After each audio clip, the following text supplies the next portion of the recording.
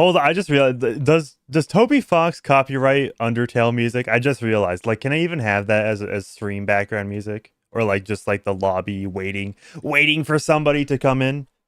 I don't even know. I played Undertale. Like, I didn't finish it. I have played. I I have played Undertale before. I didn't finish it at all.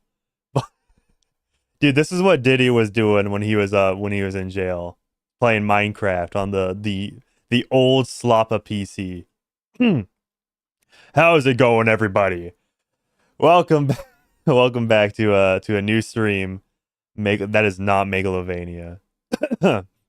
So P Diddy. This stream was not originally going to be on P Diddy, but it's about P Diddy now.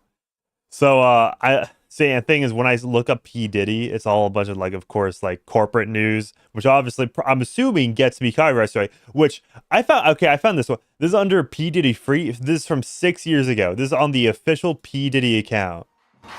I'm just gonna mute this. I haven't seen it. Is that P Diddy in the it, or is that him in the back? Like, what's going on here? What's going on here? Why is the scary clown man dancing? Oh, is that him? No. That's not him, right? Why did P. Diddy post this? Happy Halloween, November. Not even uproar. Lil Wayne, the Carter 5. Oh man, yeah. This is like a short before shorts even existed, and not in the vertical format. What does P. Diddy even post other than his music? Does he even have music? Stream the love album Off the Grid available. Oh, why is he off the grid, huh?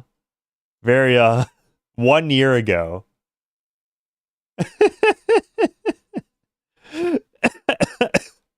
What's even his most popular song? Do people even listen to him? Do people even know him as... Dude, his most popular song 2 years ago? Only 25? There has to be some... Dude, this guy's definitely behind the scenes. Like, he definitely has to be producing music behind the scenes. That's where he gets his credibility from, right? Surely. I would imagine so, at least. But Diddy lore aside, I did find one, like, actual YouTuber who was talking about the P Diddy thing. If I can find... At least she looks like one. She presents herself as one. If I can find it. Yeah, that's all. Cassie Ventura dishes on romance 9 years ago. This is what people were. I don't even know who she is. King Combs Diddy Free. Is this a Yay Kanye West? Is this like a diss track? Diddy Free King Combs Yay Kanye West. Yep, that is a song, all right. Probably one that's gonna get me. Yeah, okay. King Combs released what, June 26th. So this was okay. He predicted it. Diddy Free, he predicted it. King Combs, Ye. Why do you put Ye and Kanye West in the same song? They're the same person. It's like the alter ego. Okay. Tissa Talks, I believe this is called. So streamed 5 hours ago, and she's like in the trial, in the courtroom, I'm assuming. There has been Judgment Day, and the jury has found Sean Diddy Combs not guilty. We're going to talk about what this means. So from what I saw, he was guilty on 2 things, but found not guilty on 3 things that are arguably like the more memeable aspects. So I have this image right here. So it's fairly low resolution. United States v. Sean Combs, not guilty, count 1, racketeering conspiracy. Not guilty, count 2, sex trafficking by force, fraud, or coercion. Count 3, transportation to engage in prostitution. So the prostitution is guilty. Count 4 is also sex trafficking. Count 5 is also prostitution. So he's guilty of prostitution, which obviously that's not what you know him for. And since this is the United States versus Sean Combs, I'm assuming federal like federal prostitution charges are probably going to stick a lot harder than like California. I'm assuming he lives in California, right? I'm assuming, at least. So yeah, let's see what's going on here with this. We're not going to watch a whole like 109 minutes. Okay, K- KRCR News Channel 7. What kind of glup shito news channel is this? ABC. What? 15 views, 12 views, dude. Dude, no views, and it's supposedly like an ABC channel. Okay, okay. Tissa Talks also has. Okay, I'm assuming so. She's in the courtroom. She's embedded herself in 23 hours ago. Okay, so the only thing we have right now, I'm assuming, is her live stream. So we'll have to course through it all. There has been Judgment Day, and the jury has found Sean Diddy Combs not guilty. We're going to talk about what this means. We're going to talk about what happened. We're going to talk Can we talk about it right now? about what the government said, and we're going to talk about the way I feel that jury has failed us. Oh, okay, so it was the jury. Dude, I legit saw like if you know like Pop Crave or any kind of like pop slop news account on Twitter, you just know whenever they talk about anything, is all the comment section always like the most NPC of NPC you can find, and it was thank you. Is that a Goose for $20? Goose, and it's a Darth Maul in a white hat. Got to be the most Jerry Springer type of trial in U.S. court history. Who knows? I mean, thing is, right? Like people's perceptions of how things went off. Obviously, yeah. I feel like the memes kind of preceded his reputation or what he actually did, right? And it may disappoint some people how the burden of proof is much higher than the burden of proof for memes or whatever. So like there might be I don't know. I haven't been paying much attention to this. I mean I just kind of like the memes. I just think it's funny. I feel like the jury failed us. I feel like we stepped back 20 years. I feel like Step back 20 years. Message about Nah, dude, racism is over. All right. We shot Diddy is free. Racism is done. what they care about. Celebrity, money, power, influence, flunkies. I feel like this is a travesty, okay? Yeah, I don't know. Is this really like the new age O.J. Simpson trial? I know that there are a lot of Diddy supporters. Okay, that's so fun. Diddy supporters. Also, to go back on what I said before I got my super. Thank you, Goose. By the way, thank you for the $20. Go back to my point. I saw, I saw like the comments section of the pop crave like news accounts, and one person literally just said, "This is Trump's America." It's like, yeah, I'm sure he's the reason that Diddy's free right now. Celebrating, but they're not even I mean, we all know that Kamala Harris loves locking up black men. celebrating for Diddy. They're celebrating that wealth, that depravity, that violence could live another day. They're celebrating that they're idle, that in their beds while they sit there and wonder why their lives turned out, that they're idle, someone they hope for, they aspire to be. Someone that as he gets not guilty, he's not even going to say 2 words to these people. Kite and Chaz for $2 says Diddy supporters killed racism. Chat, can we get a fact check on that? It's Darth Y'all, not Darth Maul. That's okay. That's funny. Okay, Goose. I understand now. That's actually really funny. They are celebrating the fact that the man, the myth, the legend, someone that they looked up to, that their idol was set free. Okay, genuinely, who idolizes Diddy? Like, what's okay? Let me look up his like. How many followers does he have on Twitter? Diddy. Okay. He has like 15 million followers on Twitter. Now let's compare that to like Taylor Swift. Is that a fair comparison? P Diddy. Okay, and Taylor Swift has 96 million. So I don't know. Maybe Instagram would probably be a better indicator. I don't have like an Instagram. Let me pull up an Instagram on a different browser real quick.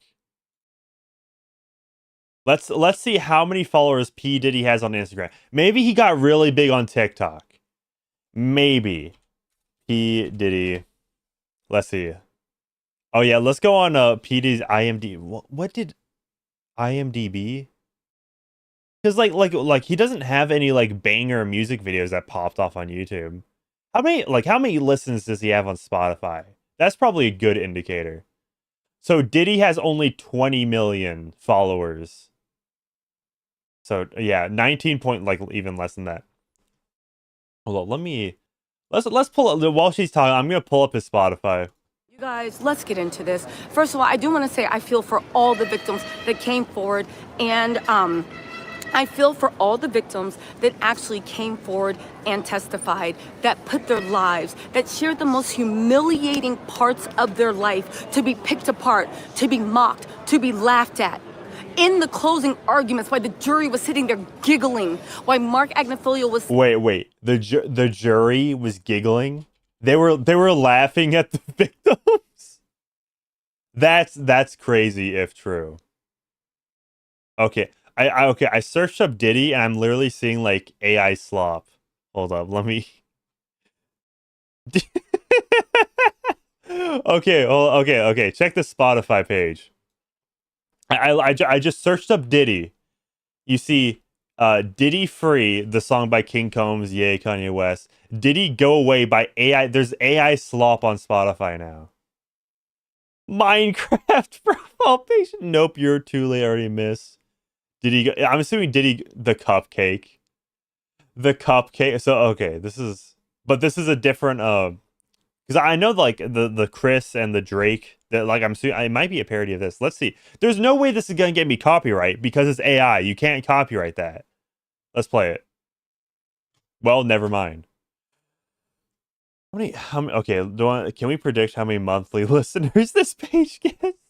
Okay, 2000. Okay. Verified artist, by the way. Does it link to YouTube? Melbourne, Australia, the most listeners. All in Australia. Chicago. Huh. But let's go to P. Diddy right here. 9 million monthly listeners. Only 9 million. And yeah, I guess these are the best. I don't know, I'm trying to think. Okay. I'm trying to think like I don't know, are these like really that big? I feel like he's kind of coasting off of either producing or features.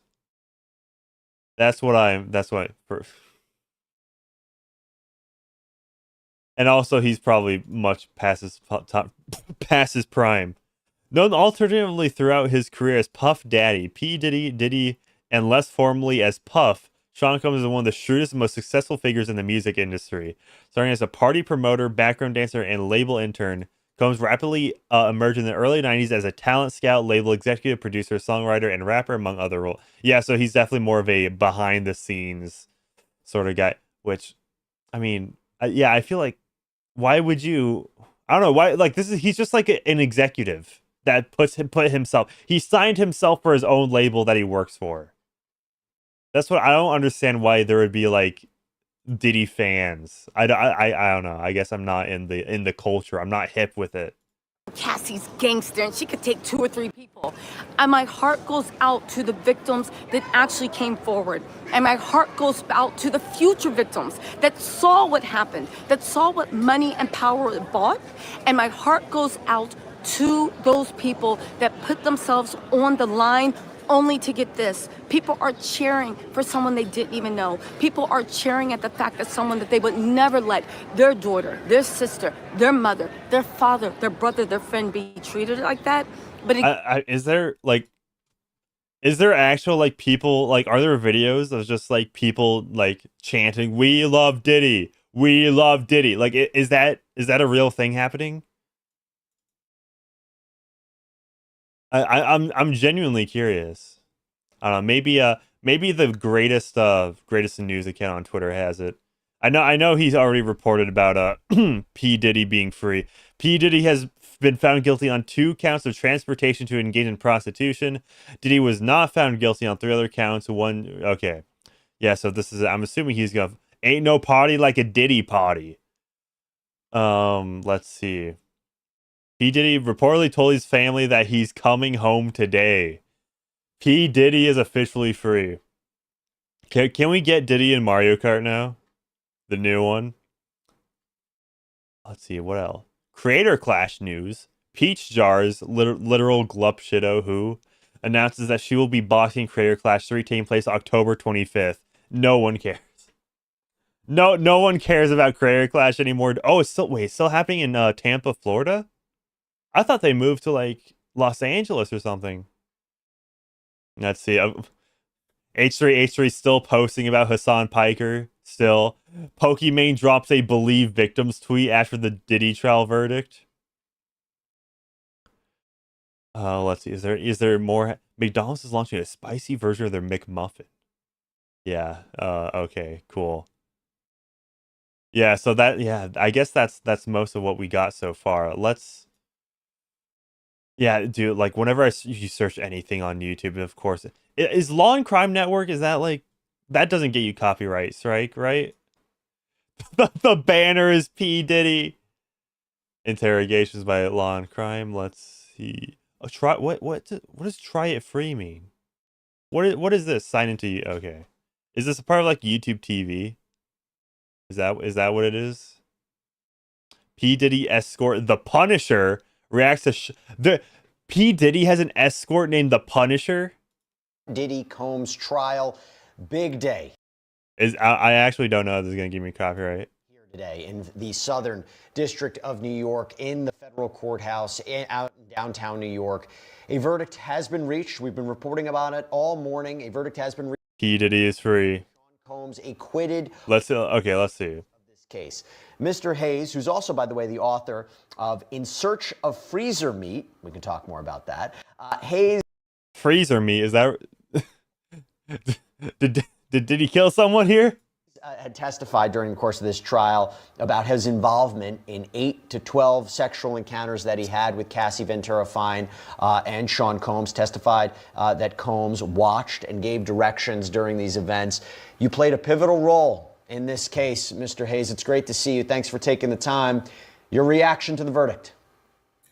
I honestly thought the verdict was the correct decision. It maybe not based on following the specifics of the law, because I know the prosecutor said you only had to find one instance where you believe there's coercion. But if you're talking about a jury and the understanding that this was relationships, these were his partners, these were, they were exchanged text messages of love and care and over long periods of time. And then also a bunch of consenting also messages to the sexual activity and the type of lifestyle they lived. I thought it was going to be hard for a typical. Okay, why is his like alternate name? Why is his stage name the Punisher? Person. Exotic dancer who testified at the. Okay, so he was at the trial. I wasn't going to really streamline the law, extremely hypervigilant, to not see this as a relationship domestic issue opposed to sex trafficking. So this is actually what I expected. To be clear, in any of your encounters, did you see any force, fraud, coercion being used to induce Cassie to engage in these sex acts? Yeah, it's similar to my testimony. I did not. And so what I will even add is, I testified in the facts where I only interacted and spoke to Cassie during any of these occasions. I never had any communication with Mr. Combs. Okay, chat. Do we? I think I might just leave this. If you guys are curious about this, the Law and Crime Network is talking about this. A member, Antonio, what's the last name there? No, Antonio in chat says, just saw a video of a black man in a diaper pouring baby oil on himself. So there's definitely some people trolling outside the courthouse. Okay, that's quite interesting. Quite an interesting development there. Let's see. It's probably on Twitter, right? I'd imagine it has to be. So yeah, okay. Baby, let me just should I just look up baby oil on Twitter just to see the courthouse footage? Oh, I found him. I know what you're talking about. That one, I think. Let me make sure this is not nudity. Because I did, okay. Oh. I don't know. So somebody stripping down this video that I'm previewing. Okay, I see it. All right, it's the New York Post. Diddy fans squirting baby oil on each other after verdict in wild scene outside courthouse. Okay, there's no way that the New York Post is just gonna like have gonna link to literal nudity, right? Surely. The new mayor of New York. This the super chat from the Comate man for two not that's not yen. 2 euros. I'm assuming euros at least. The new mayor of New York would have freedom anyway. I don't. I'm not sure. I don't know. Will I don't know. Did he say something about that? I'm assuming you're talking about the not Zohan. That's the Muslim dude. It's the Arab guy.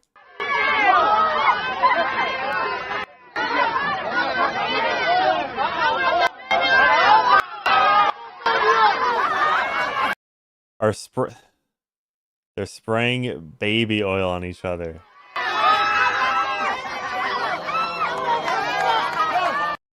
I hope I'm okay.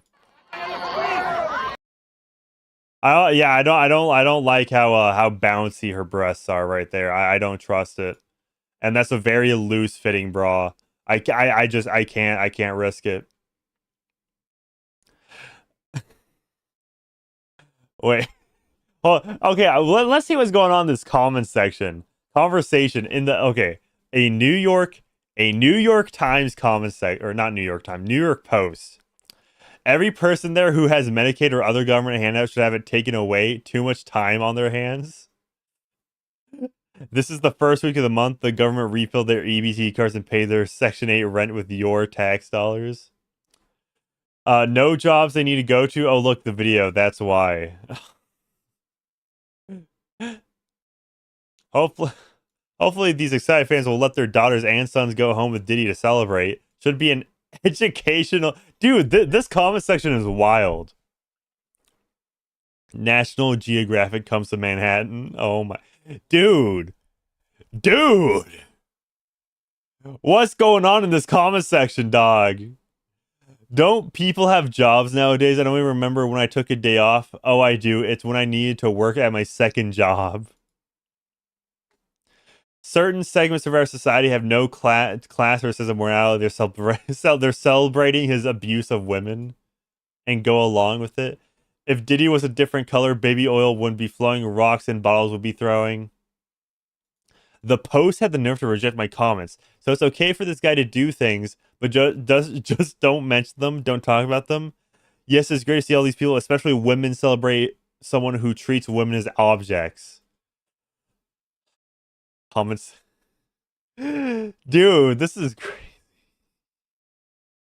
Yeah, what a crowd. Is this what the P Diddy concert's gonna look at? Dude, imagine the P Diddy out of jail concert.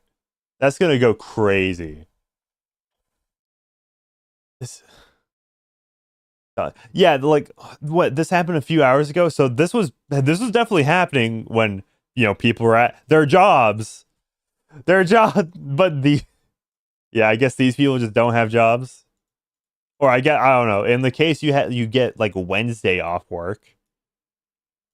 Yes. Okay. Sure. Dude, why P Diddy? I'm genuinely like I could understand Bill Cosby. I could understand OJ Simpson. Why P Diddy? I understand Michael Jackson, even though the allegations against Michael Jackson very dubious and could be picked apart. But yeah, like this is, if anything, this is just feeding his ego. It's like, okay, cool. You got out of jail. Okay, cool. Good for you, I guess. I'm not gonna be like rubbing baby oil, which is literally like the source of a bunch of memes. It's like, yeah, the P Diddy, the baby oil, everybody's slipping on them. Okay, so is this in New York, Manhattan? Because I don't know. So one of the comments said it was in New York, so maybe he lives in New York,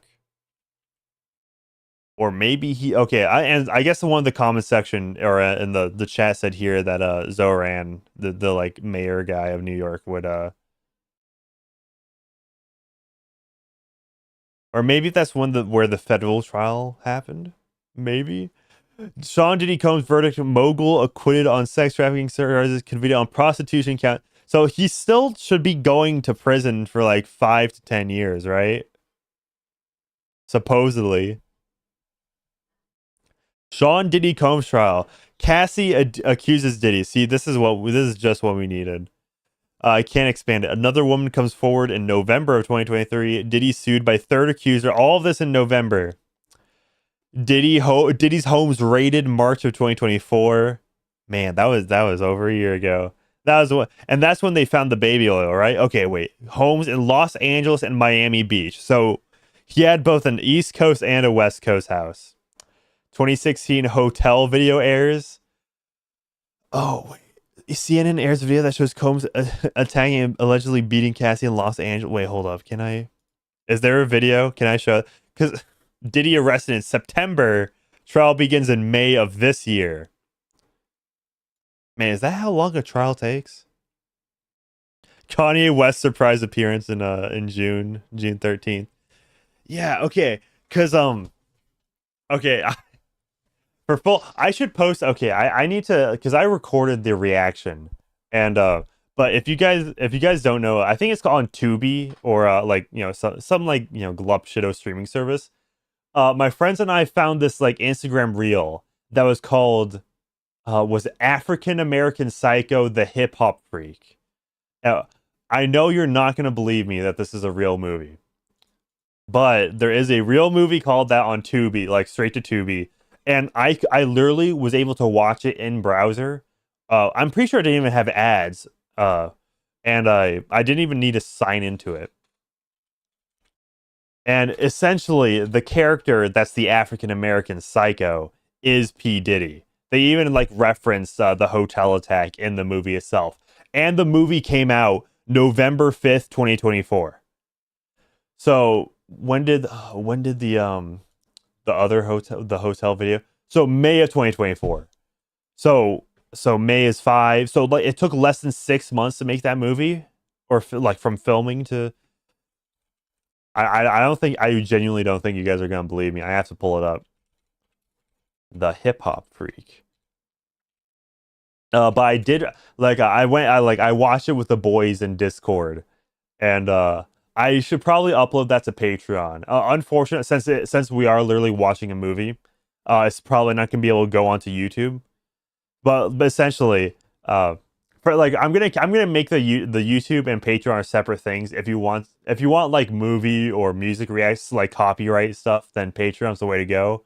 But obviously, if you like the YouTube perks that we offer here, become a member. Okay, but here's the IMDb. African American Psycho the Hip Hop Freak. This is a real movie.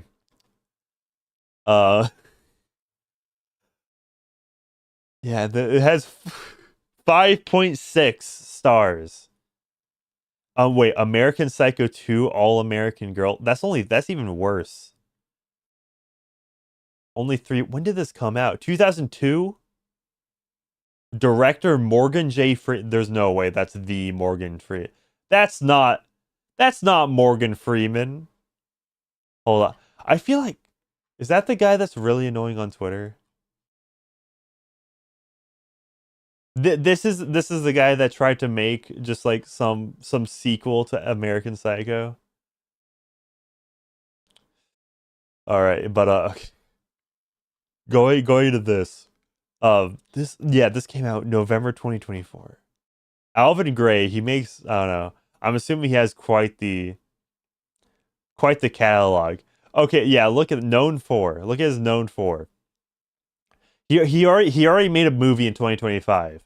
But you can see he had roles and he produced African American Psycho the Hip Hop Freak, check please. The actor that got chased around the city, the wife that didn't know who she married, the rapper who got shot in the head, and that was all just in 2024 in 1 year. So yeah, he's either on the grind or does nothing. Wait, he has a resume. Is this gonna be like IMDb Pro? Yeah, unfortunate. Yeah, this is.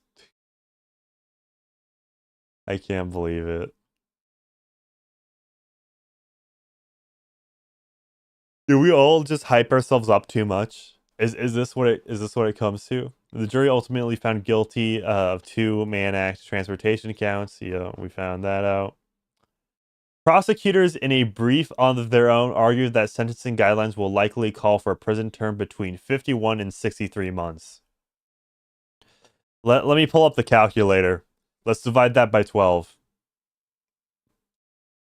So let's go 51 divided by 12, and that's 4 years, 4.25 years. So that's the minimum that he's probably gonna get here. A little over 4 years. This man is protesting for a supporter of Sean Diddy Combs reacts outside Manhattan federal court. This man, this. Dude, he's all set up. He got the phone. Hold, dude. What even do you search up to like look for that? Like vlogging strap, vlogging harness. What is that? A Frico is not a Rico. What's a Rico? What does RI? Should I even look this up? What does that mean? Racketeer Influence Corruptions Organizations Act. You know what? That's a good that's a good slogan, I guess, if you're on the side of Diddy. He faces substantial jail time. The attorney. Okay. So he's probably gonna go to jail still. Sean, wait, did he create a man holding a Sean John t-shirt company created by Sean Diddy Combs reacts outside federal court? Is he like is that the same guy? Yeah, he has the red hat and red shirt. I'm pretty sure. Yeah, dude, he's really in it. He really likes P Diddy here. Very flattering photo. Diddy dodged charges that had made the mogul facing life in prison. Oh yeah, these aren't recent photos, right? Isn't that Jay-Z? That's Jay-Z right next to him, isn't it? A vicious hotel hallway beating of Cassie was part of the evidence shown on trial. Okay, yeah. So this is what was parried in that African American Psycho movie. Did I already click off it? Yeah, I already clicked off of it. Yeah. Good watch, by the way. You want? I should upload that reaction that I had in the Patreon. Right, and it was shown at trial. Shattered glass and debris were scattered on the hotel room carpet. Man, I mean, how is this dug up? Like, because this allegedly happened in 2016, right? How did they find this photo? I mean, I'm assuming like if you work at a hotel and you see this, I'm assuming you're gonna want to take a photo of it, because like, hey, we need to replace like all the furniture in this room. Proof for it didn't happen. Boom. The disgraced music producer threatened to release tapes of the freak-offs if he stopped participating, said Ventura, who took the stand while 9 months pregnant. I feared for my 9 months pregnant. 9 months pregnant, huh? Well, ain't that something? At the end of the day, there was enough evidence to convince the jurors that these were willing participants. Therefore, the money to hang around the famous and rich, looking at the pictures of the woman at these parties, would have been enough for me to reach that conclusion. That this is me reading a New York Post comment, okay? Even communications between Combs and his victim supported that theory. Combs was literally paying a bunch of hook ERS to do drugs and other things at his parties. And the woman took the money. Many of the women going to several parties do the same things. If he was John Smith, he'd be doing life already. We have a 2-tiered legal system, one for the wealthy and one for the rest of us. You know, I'm just gonna screenshot this and post it to Twitter. I'm genuinely curious on how the Twitter audience is gonna react to this. Oh yeah, and look, I guess there's an upvote system in this comment section. 2 4. Wait, you can see who likes these? That's devastating, dude. Do not like it. Wait, is it? I can just like it. I can just like stuff without even having to be logged in. Good to know. It was obviously it was going to land this way when Combs' defense team had those texts. Dude, I am yawning so much right now. You can't expect a jury to send a man to prison for decades based on confusing soup of coercion/consent evidence on the woman's side. All right.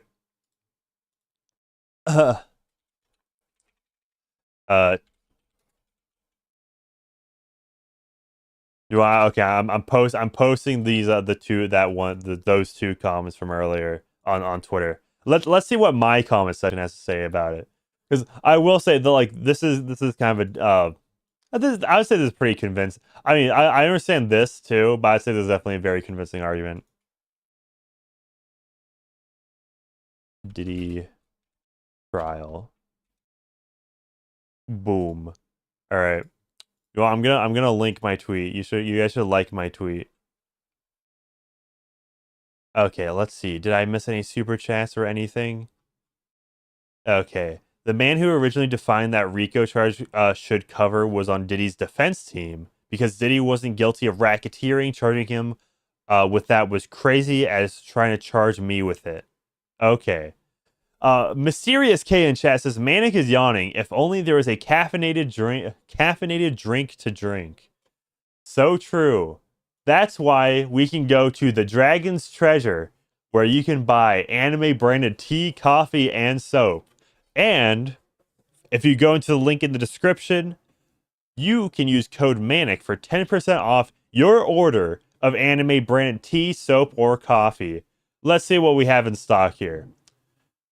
We got Dio, Rejected Confession, flavored coffee, blue. Ooh, ooh. All right. Well, I guess this is what I'm gonna be drinking. So that is thedragonstreasure.com/manic. Let me get that link. And Mysterious K, you have the mod. So if any mods want to send the link, so I don't have to do it all myself. Boom. That is 10% off your order of anime branded tea, soap, and coffee. Now, I think is that a good close-in for the Diddy stuff? But obviously, my stream was not originally going to be about Diddy. Then I obviously heard about it, so I was like, we gotta. Is this real or is Manic on some bull? Yeah, no, I've been sponsored for the Dragon's Treasure tea for like years now. Since I think since 2021, right? I'm pretty sure. Zombie Bomb says she cried about how he never left her hang out with his daughters, and the first time she was in a room with them, she told that story under oath. Huh. That I don't know. That is something a little weird. Kind of on both accounts. I don't know the ages of what his daughters were or anything about that. This is my shooting from the hip. Oh wait, updating AI waifus with hand-drawn timeline and guidelines. I intend to replace the AIT waifus with hand-drawn art, and I said I would do it soon. It's been pretty vague. I haven't given any detail. Okay. This is from June 14, 2025. Dude, I remember. Okay. I forgot which video this was. It might have been some video on iDubbbz, right? But I do remember somebody in the comment section was like, oh, nice shitty AI art on your tea store. Like, 1, it's not my tea store. 2, don't insult my sponsor like that. Right? But 3 is like, oh. Should I bring it to his attention? But it is very nice that I do appreciate that he is going to commission some artists there. Maybe I should add Manic with anime tea/coffee for fall. Dude, that'd be so real. Oh yeah, speaking of which, okay, let me pull up some art you did for me, Mysterious Care. Which I may have to I don't know. I do want to get a good commission with like the PNG tuber stuff. And I think this art style's pretty good, but let me pull up this fine piece of art right here. Yeah, how do you guys like this? I'm holding I'm holding the wait, should I change it out right now? Should I make this the my reactive, my little pop-up? You know what? I'm gonna do it now. I'm gonna have to download these first, real quick though. But while we're doing that, I am gonna get a guest in here. We're gonna get a special guest in here. Everybody in chat, guess who the guest is. That's a little. All right, yeah, but definitely type down in chat. Who do you think I'm about to bring onto the stream? Who do you think is about to join in? And while that's going on, I am going to actually do the I'm gonna switch out my little avatar. We'll do it live, as they say. Hello. How's it going? Did chat get it? Did they? I don't know. Did they understand the assignment? ER. I wish. Tax brass. Base if true. Oh, okay. Base if true. That would be a good one. Speaking of base if true, expect a video coming out by him that'll be featuring me within the next few days or so. Based? I feel if true. It is true I was though. trying to quote the Frogan bit where she's like, based? Let me guess. What was she talking about? Like 9/11 or something? Based? Oh, that clip, man. I hope she never lets that. Don't ever let the internet forget that, Yeah. But we got a member only, or a member chat from William F, who's been a member for 5 months, saying 5 of these already. Did you just say William Afton? William F. Oh, William F. Never mind. Yeah. No, I'm just reading what's in the thing. Yeah, but I have some great slop to force feed Chaz here. Oh, my favorite. Man, this Diddy situation was insane, right? The Diddy situation do be insane. No, let's play under. Let's just have this in the background. Well, let me song? Yeah, let me close a bunch of tabs. I'll screen share with you, and basically, funny thing that happened. I saw another Arlo hate video on the timeline. Oh, hell yeah! Well, I haven't watched it yet, but I'm curious. I'm curious about how it's gonna go about it. So let me. Okay, I'm setting up the Sonic little popsicle thing. No talk is did I set it? Okay. Boom, inactive image.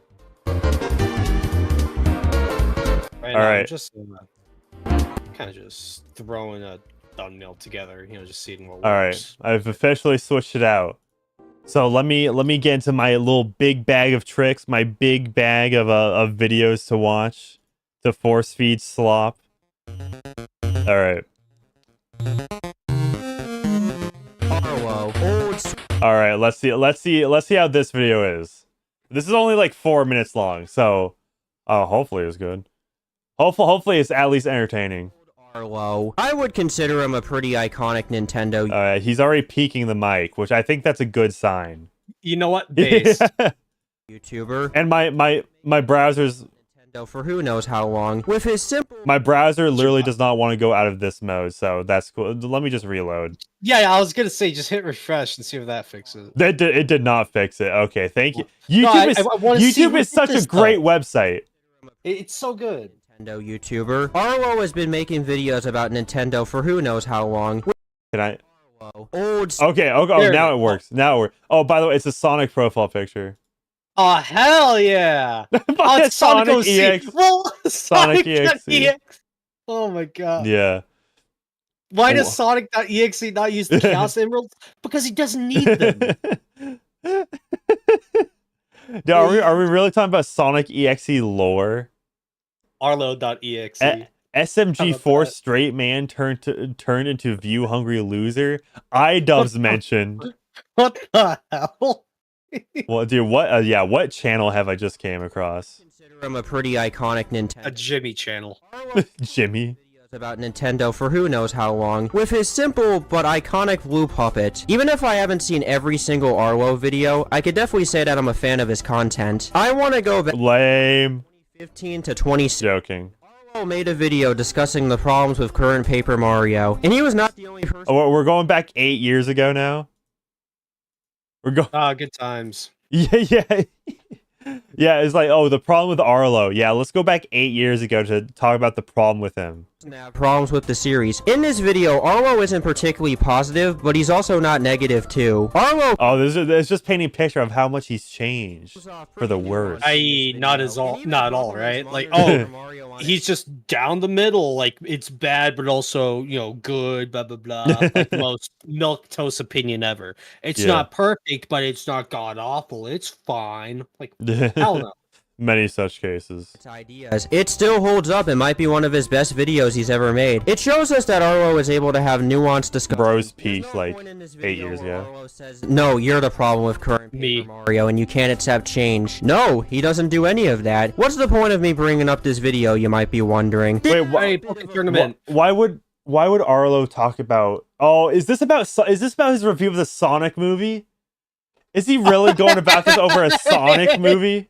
It's a Sonic profile picture, man. Yeah, I guess. No, like there has to be something that instigates, like you suddenly realize, oh, this dude sucks. For you, it was the Pikmin thing, and for this guy, it's his Sonic thing. Of course. Problem that he has sometimes, but not all. Yeah. Also, like he said earlier about he never blames the audience, saying you're the reason that Paper Mario is the way it is, that you can't accept change. Like Arlo's the one in that video that can't accept the change from like Paper Mario: The Thousand Year Door to Color Splash, or more like the 3DS one.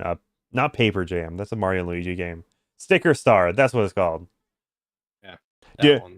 Dude, Sticker Star like traumatized a whole generation of Nintendo fans, babies. Okay, truth be told, like when you don't even have to engage with the core content of the game because you get nothing for it, it's like, why do it? You know?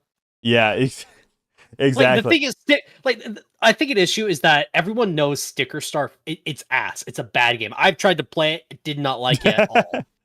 But it's just, like you said, it traumatized all these Nintendo fans. And it's just, they can't move on. You know? It's like... Feral Ravish's Manic is beefing with the puppet? Dude. I know. 2025. In 2025. Dude, like, okay. That is the... Dude, so many people... Dude, I don't want to be that guy. So many people failed their media literacy check on my Arlo video. Yeah, it's just... it's not a big deal at all. It's just... I mean, your Jew joke, Holocaust joke, really filtered a ton of people. So,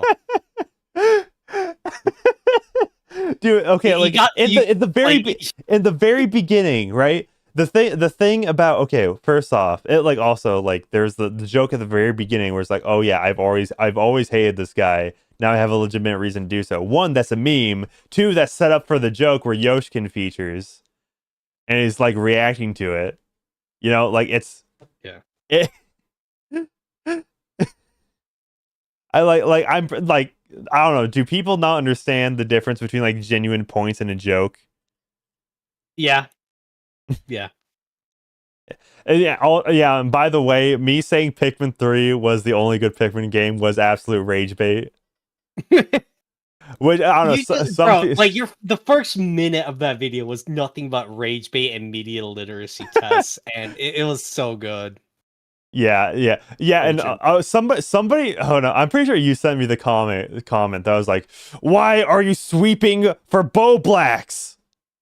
I was like, oh, maybe I will say maybe I could have told that joke better or like have it be like more brief because I was not expecting so many people to like new viewers to watch it, right? So I was like, yeah, like who's this Boblax guy? What does that have to do with the video? I would Oh, imagine no, that's a lot of people's reaction, right? it's just like imagine that being your first introduction to Boblax, and you try to look him up, and you find like his Mr. Gmail, Manchi. like the Mr. Manchi account. Let me It's just, let me see if he blocked me yet. I wonder if he saw the video. dude, he not only saw it, he liked it, he commented, and he subscribed. Okay, Imagine if he got a comment under the Mr. Manchi account on YouTube. Oh my god. Is there a minster? I mean, why not? Right? Just Okay. What? Okay, I just looked at Boblax's Twitter. Why did he repost something saying "fuck it, incest band"? what? Am I? Hold up. Dude, you guys aren't gonna believe me if I don't pull this up. Yeah. Yeah. All right. Wait. Neurodivergent, non-binary gamer, Christian, Transart, Canadian, they, them. When did he add the Christian in his bio? What? Yeah, I don't think that wasn't there in the Arlo video, right? I don't remember it being there. Oh, I can. no. What happened? Is he changing course already? Let's see. Yes, okay, but this is the tweet I was referring to. Incest ban. It's different species of animals, I guess. That's what the hell. Yeah, I don't know what inspired him to post it, dude. He's doing this on Maine. I'm assuming it's just a species of animals engage in incest, right? I guess. I'm assuming that's what it's referring to. Okay, I'm looking up the Okay, I'm looking at his Boblax Twitter profile. Yeah, okay. So it did not have Christian in his bio when I screenshotted it. He said so instead of Christian, it said woke. So gotcha. That's what changed. Yeah, I remember when I streamed with this guy? I mean, this they them, this brave non-binary soldier. I don't. Thank God. Good. Okay. Arlo will upload a video that is not that great. YouTubers have the occasional stinker video here and there. Stinker video. We're only human and we make mistakes. Tiny little bit of flickering or something. And I did get one crash. Pikmin mentioned. Happened when I was exiting to the menu. I got it. It crashed. It is unfortunate. Nothing about this I would consider borderline unplayable. Yeah, hold up. We got Garrett Grant, who just sent 10 memberships to the channel. Thank you so much, Garrett Grant. And obviously, let's go through the list. For all 10 of you, Mysterious K, Expand Dong, Blinded Journeyman, Winston, Just Dallas, Hunter X, that's a good name. That is a good username right there. Hunter X Hunter. Oh, that's a good one, yeah. Yeah. Max Lovin, King Wamu, Riggs Jr., and Buzztree. All of you, thank you. Thank you to Garrett Grant for gifting 10 memberships. All right? Be grateful that Garrett has granted you channel membership. By the way, I am thinking of making like a members only server, and I think making a members only is a good way, and patrons only to like it weeds out the riffraff, because you know how Base if True got his Discord server deleted. I did see him make a post talking about something like that. So now he's running with a patron only server. I don't even know if the stream delay is not crazy. I just didn't notice it. my own delay in noticing that was crazy. I would call it completely broken, because like I don't know, like again, it's mostly like when I enter a stage, it's just this is yet another thing where everyone can be like, can you believe Nintendo is selling this? Can you believe that they would allow this to happen? They're selling this game for $60. This is just another piece of evidence that shows how horrible and greedy they are. But to me, even if there are people for whom this is a massive problem and the game is borderline unplayable, Nintendo's gonna fix it. Playing, and I can't I can't find any game-breaking problems. But like that's been, and I did have one crash, and people were, and I was like saying that wasn't a okay. It took me so long to realize this is moist critical. That was fading in. So okay, Sand in chat says, can you make that video about how to grow your channel that you mentioned in your latest video? I mean that might be more second channel thing. I don't know. Probably might do so. Waterman438 says, Manic the Manic Mechanic, can you look at Gaming for Hope? He's 28, has 6 children, and quiz jobs so he can become a professional Overwatch 2 player. All right, okay, we'll look into. No, I know, I vaguely know who you're talking about.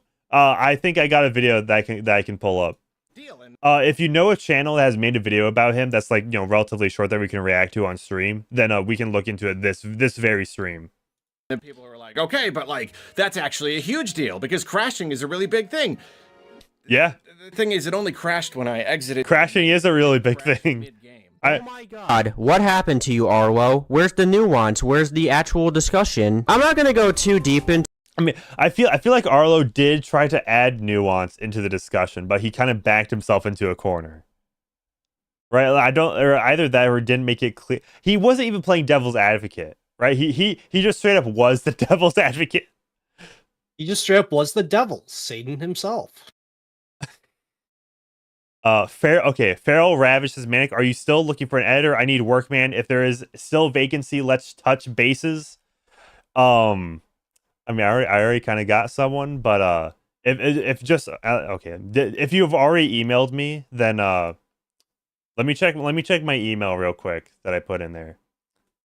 No, okay. Yeah, so just email me and Feral Rev if you want to like be my I don't know. I'm not against having like multiple editors. It's just I need to I need to like record enough content to make I need to churn out this content, right? We're gonna just like you're not gonna be seeing me, oh, I'm gonna be gone for 2 weeks and then I come back. No, I wanna be consistent. But thing is, I want some of the workload off of me, Yeah, I get that. Pikmin 3 had a lot of bugs and glitches. Arlo decided he'd make a video talking about it on his second channel. The intro is actually pretty okay. What really bothers me about this video and the following video that comes after it, Arlo makes the excuse of, well, it's gonna get patched later. I can perfectly understand if Arlo didn't run into as many bugs as other people, but he really downplays it. The game might have crashed on me. That's not an issue though. That's actually perfectly fine. Arlo says that he wants to come off as level-headed in this video, but he doesn't. He'll criticize an entire series for going down in quality, but can't criticize Nintendo for their poor console decisions, which actually would have made for a pretty. I mean, I don't think this in of itself was a poor console decision. I just think Pikmin 3 was not a high priority game to kind of like inspect and all that, Yeah. I'm not saying like, oh yeah, Nintendo Switch 2 sucks because this one game is the it's like it proves it, It's like it's not going like that, but also I'm not gonna be like, oh yeah, I was like, oh yeah, this is totally a non-issue, right? I mean, if you have Pikmin 3, it is an issue because you're gonna need to like hold on, but which it's fixed now. Okay,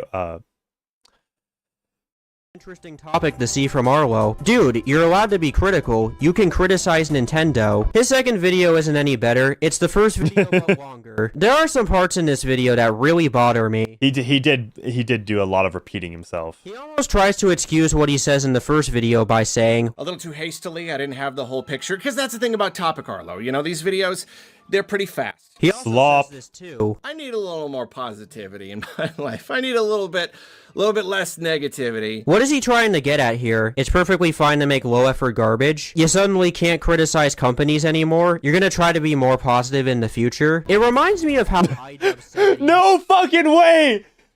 I love this guy. It's the content made back then because it was hurtful. Guy's great. Maybe it's just me, and I don't speak for Arlo's fans, but he dude, how did he mention iDubbbz in that video, but I didn't? Dude, you're getting outplayed by a Sonic PNG OC YouTuber. Oh, I mean, I guess, difference is like I've already milked iDubbbz a lot. Expect another one on him soon because Don't say it like that I though. have the same exact belief too. I'm now questioning on why does second channel even exist. He felt for money, it exists for money. He gets easy views from it. like it, or he just needed more money. I really don't know what. Yes, you got it. Ding, ding, ding. Slop makes money. It sure does. For this, or he really wants to come off as a more positive individual, which is not bad or anything, but to me, Arlo was in a perfectly fine spot already. I think being nuanced is a perfectly okay thing to have. It's not bad. I just feel that eventually one day, if he continues to do this, He chose the wrong conversation to like kind of talk about the whole like outrage cycle about the entire console. Like that's really what it came down to. Like you could have just said something about the I don't know, like let's just say like the potentiometers and the Joy-Con 2, right? Like he could have taken that and been like, yeah, see, this is what like all these rage baiters are gonna talk about this now, even though Joy-Con drift has been fixed since the Switch OLED or whatever, you know? Like he could have gone that route with that topic. But when it comes to like, yeah, like, I mean, Nintendo did end up fixing Pikmin 3. Like they did end up fixing it. So now, like essentially Nintendo admitted, yeah, this isn't the greatest quality and fix it quite immediately after the backlash about it.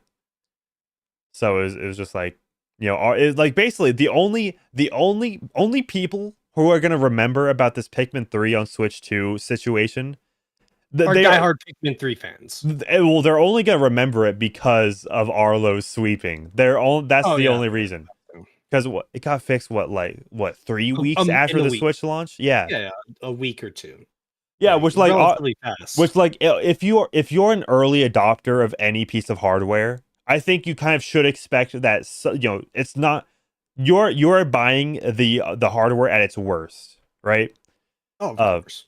Like on the N64, you only had Pilot Wings and Mario 64. So you are investing into the ecosystem, not for it not for it to be like immediately pay off, but that you'll keep buying games for it as they come out.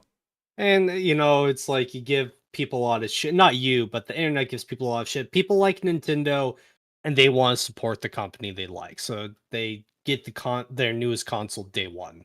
Happens with Xbox and PlayStation. It's not gonna happen with Xbox for long. Oh yeah, that too. But like, and anytime there's a new computer part that like is just 5% better than something you already have, people who are really into their PC and stuff will immediately buy that shit day one. Well, so like, everyone does it. Not everyone, but people do it for just about every company that exists. It's just it's easier to make fun of Nintendo fans just because of how vocal they are. Yeah. Like, you just tell them that their favorite console that they just dropped $500 for is made for children, and like they'll lose their shit. Well, then they can just call you poor. But you have to. but that's I don't know. It's probably not politically correct to call people poor. So if they just call you poor in response, then you're dealing with a real one. Dealing with a real one. Oh, yeah, exactly, right? I don't know. It's just the phrasing of that. Oh, you're dealing with a real Nintendo fan. No, I'm not saying real. I'm just saying a real one, just in general. Yeah. Right. If they're willing to talk shit back to you like that. No, if they're gonna talk shit like that, that comment section is gonna be lit. It's gonna be great. You just look at it every few minutes and boom, they immediately respond. It's gonna be great. Yeah, wait, hold up. What's the let me do the Andrew Tate, you're broke. You're broke.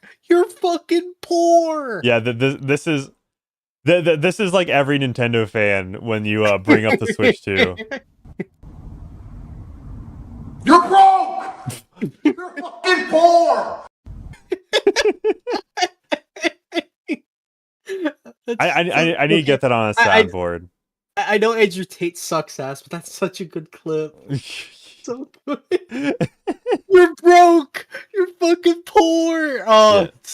So good. Okay, actually, speaking about it in chat, Speaking about being poor. yeah, Chat, tell us about it. no, okay, I'm genuinely curious. Put a 1 in chat if you have a Switch 2. Put a 2 if not, because I'm curious. Like, I don't know if any of you would be interested in like a viewer lobby. So like for example, like for because Nintendo kind of gimped the online for their own Mario Kart World game. But if you, I kind of want a stream where it's like I play Mario Kart World with viewers. I think that'd make it. I think that'd make it worth it. Yeah, the cool thing about being a YouTuber is that you can write off all purchases that you feature in videos and make it a tax write-off. Base? Yeah. He's not going to be respected anymore. Arlo will be looked at as the laughingstock of the Nintendo community, and will be considered a bootlicker. I still like Arlo. I just think it'd be better for him to stick to what he's good at. I don't know. That was fun. Wait, Demeech in chat. I still enjoy Arlo's content, but I miss when he was more nuanced and critical of Nintendo. I totally get if he just doesn't want to deal with the fanboys, but Arlo's nuance and critiques are why his channel really resonated with me. It inspired me. His Paper Mario The Origami King review is one of the best reviews I've ever seen. The Origami King's the Switch one, right?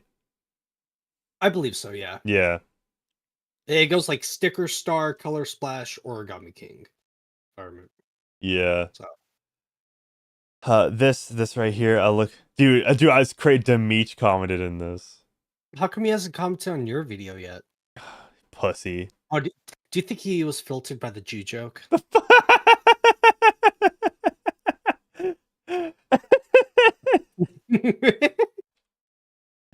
Yeah, probably. The amount of people that is like, one of them had a background image where it's like, or like their profile pic had like the buy color flag or whatever. Commenting about like, oh, I liked the video until I heard that. I'm just, oh, that was great. Filtered. Get mogged. Wait, is this? We don't want your kind here. Get the fuck out of here. Okay, we'll go to the Gaming for Hope thing, because I know exactly what video. This was the video that introduced me. Yeah, gaming. Okay. Recently. All right. So Gaming for Hope. I guess like somebody in chat said he's now like a professional Overwatch 2 player. I think he said he's trying to be. Try. So not yet. even. Like he didn't. He's not even there yet. How many professional Overwatch 2 players are there left? Like, who cares about that game anymore? Is there any money in the scene actually? Now that I think about it. I've seen a Cheeto play Overwatch, so maybe. Yeah. A fellow named David Orr, who goes by Gaming for Hope, and his previous dude, all esports, it's literally just money laundering. Who cares? Like, you literally just watch esports so you can get in-game rewards. That's how they boost their like viewer numbers. Gone by names such as Bearden for Hope and Gaming for God, a simple man who just wanted to be able to Apple for Twitch affiliate status was brought to my attention. See, this poor Apple's a noun and he's using it as a verb. Alright, don't trust this guy. Guy has had a bunch of accusations leveled against him, and I watched his video addressing them. I would say he pretty much beats all of them. Let's do a quick overview. Wait, okay, hold up. Waterman43, I don't like Arlo because he doesn't like one of my favorite games, Pokemon Shield. Okay. Pokemon Shield? That is personal. Okay, no, that is personal. Buddy, Shield. I'm sorry. Like, okay, first of all, Pokemon Sword. Sword dog mogs the fucking Shield dog. Okay? Don't even get me started on like competitive play and all that shit. But also, if one of your favorite Pokemon games is Pokemon Shield, well, I know that people are more and more retarded nowadays. You know, like the IQ rates are just dropping. Women are giving birth to children with more and more autism every year, but we don't tolerate that shit. Dude, Kite Chaz legit just like deleted his comment. No, I mean, I timed him out. It did not. You timed him out? Yeah, just for a minute. No, he has to sit down. He has to sit and just listen to us explain why he's wrong. He's just in the corner, just a minute. All right, you know, I'm gonna have to take away. How many? You're gonna need to like put in at least 10 Dragon's Treasure Tea links in there to make up for that. this insubordination. No, I'm modding your chat. I can't have the like. He was talking mad shit. He was gonna drop the N word. I could tell. A guy like that is unhinged. You can't trust what he says. Oh no. Okay. See, you pulled out a gun when you should have pulled out a taser. Okay. Oh, so I'm a woman cop now. David counters this by explaining. So he was being put down for bed about that time. Wait, Waterman 438. I like Pokemon Shield because I played it when I was 8. It was the first game I waited for. Dog, you're not a water man. You're a water boy, bro. Yeah. Bro, the football players are thirsty. Get the football players their water, bro.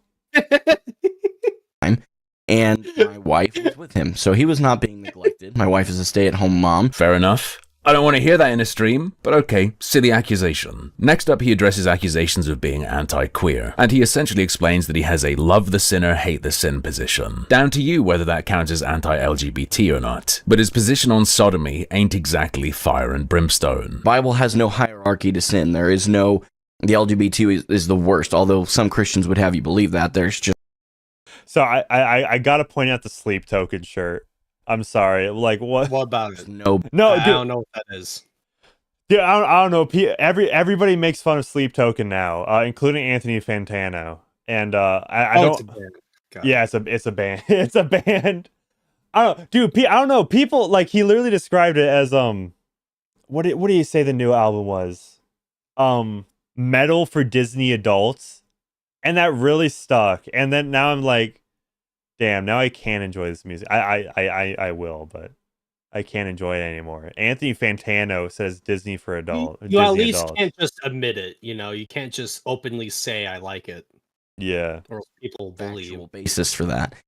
My lying on occasion, little white lie, even just a little. Okay, you know what? We'll talk about Pokemon after this video. You know, you steal a paperclip from your office. That's still as bad in God's mind, according to the Bible, as anything else that's listed as sin in the Bible. It's all the So this guy's theology is that all sins are equal. So every sin is the same as every other sin. same to him. Agree or disagree with his religious position, I think it's hard to call him a gay basher when his perspective is that taking it in the ass is like stealing a paperclip. I mean, the guy respects video game characters' preferred pronouns, not just to abide by TOS, it's his actual position. I'm sure you've noticed at this point in the video that I have been using Venture's preferred pronouns. I personally don't agree with the concept of gender fluidity, as I think God was very clear when he said that he created us both man and woman. However, for both Venture as a character in a video game and people that I know in my personal life, I will continue to go out of my way to be humble, kind, respectful, and loving. Respect the video game character. To everyone I meet. That includes using preferred pronouns, even though I don't agree with the basis of their use. That's about as soft and Okay, you know what? 1, if you like Sleep Token. 2, if you don't like Sleep Token. 3, if you've never heard of them. toothless as judgment. You probably heard of them or you probably heard one of their songs in a TikTok, maybe. Because that's where, like, I was like, I heard that song in a TikTok. I didn't know it was Sleep Token until later. If that's too hardcore for you, I don't know what to say. Next accusation. All right, let's talk about the fact that evidently, according to the internet, who is so wonderfully versed in history, that I am a Nazi, according to them. So, I mean, you're seeing the image on your The bald head in this photo doesn't help. screen right now. Everybody's hitting 3 on the Sleep Token question. Okay. Points out that ain't the right hand, and more importantly, it comes from this. Continuing down the Let's Play path, I decided to just add Ark Survival to the mix. Not the gesture I'd use, but you haven't got him on that. Okay. The next accusation is that he's been dog whistling. Wait. What does Ark Survival have to do with this? But yeah, I have no idea. The next accusation is that he's been dog whistling KKK affiliation or support. And there are 2 examples here. One is his original Patreon support tiers. Contributor, nobility, and crusade.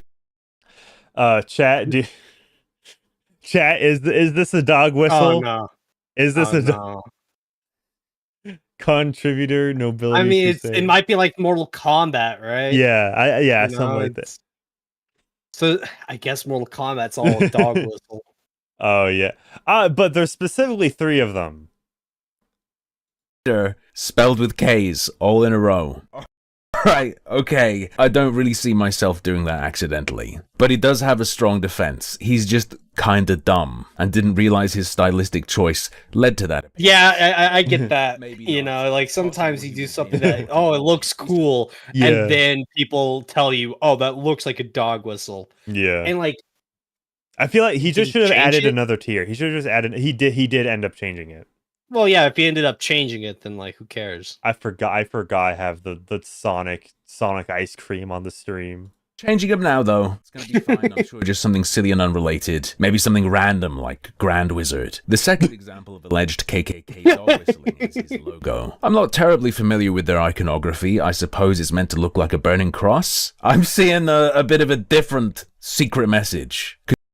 Okay, so this is a G right here. The G on the left of the cross.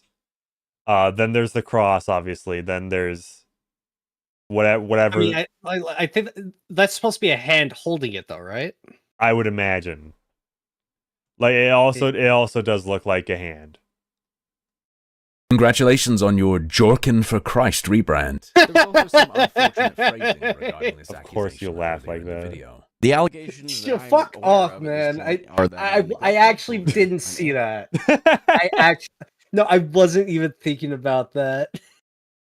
Of course. The allegations that I'm aware of at this point are that I neglect my children, I'm anti-LGBTQIA+, I'm a Nazi, apparently I'm still considered to be a member. He has a Deadpool mug in the background. Of the KKK. This guy has to be millennial, right? Oh, and it's like a Funko Pop style of Deadpool. Oh yeah, you're right. You're right. Oh yeah. That's That says a definitely lot. that's definitely the case. Still, have to imagine he means it's a recurring accusation, but buddy, maybe a script would have been a good idea. Next up is an accusation of unemployment, whatever. Then people did some grooming. The unemployment accusations. Maths. He has a video talking about his wife from a few years ago, when his current wife would have been underage, but he was talking about a previous wife. And finally, he addresses and cops to accusations of some bad sportsmanship in Overwatch. And that's all for that video. There is, however, one bonus accusation he addressed a few months ago. Bonus accusation. Everybody, I need to just squash apparently a rumor that's floating around. Don't know where it's come from. I don't know why it's out there. I have my own suspicions, but that doesn't matter. The important thing is, no, at no point was I ever going to meet with a 13-year-old boy. What a strange thing to say. I'm just saying, if you're going to address people saying stuff like that, your approach could be better. And I haven't seen... Dude, I don't know. It's just being straightforward is sometimes like the best thing to do. It's just like, no, I wouldn't do that.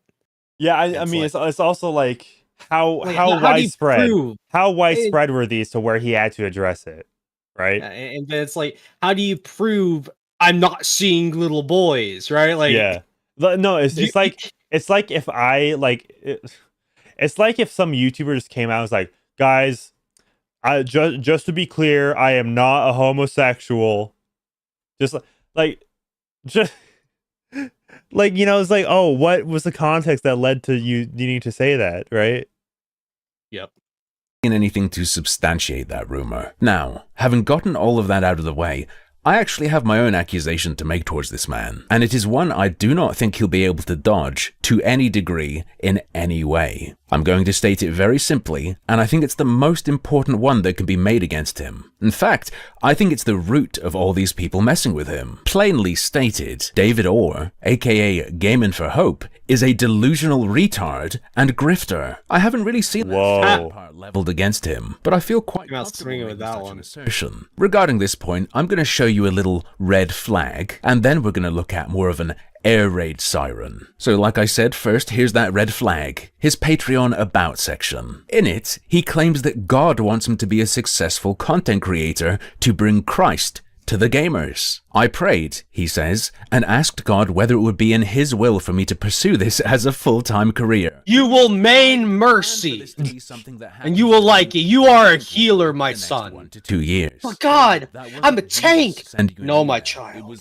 Jesus, getting you to sign up to some scam get famous quick mailing list. He ends by imploring his audience to pray for wisdom and direction as to whether or not they should support this vision. Literal God gamer right here, folks. But nothing nothing too egregious yet, right? Gammon for Typical Christ. starry-eyed streamer stuff, but with a Christian flavor added. Please believe in my journey is all over the place. This is just, please believe in my journey that God sent me on. Little bit more red flaggy, perhaps even exploitative of certain people, but nothing too bad. Yet. Here's that grifter air raid siren I was talking about. Life is difficult, and you shouldn't do it alone. Find Christ, find friendship, and find community. This is so when life hits the fan, you can pray to a God who sent his son to die for you.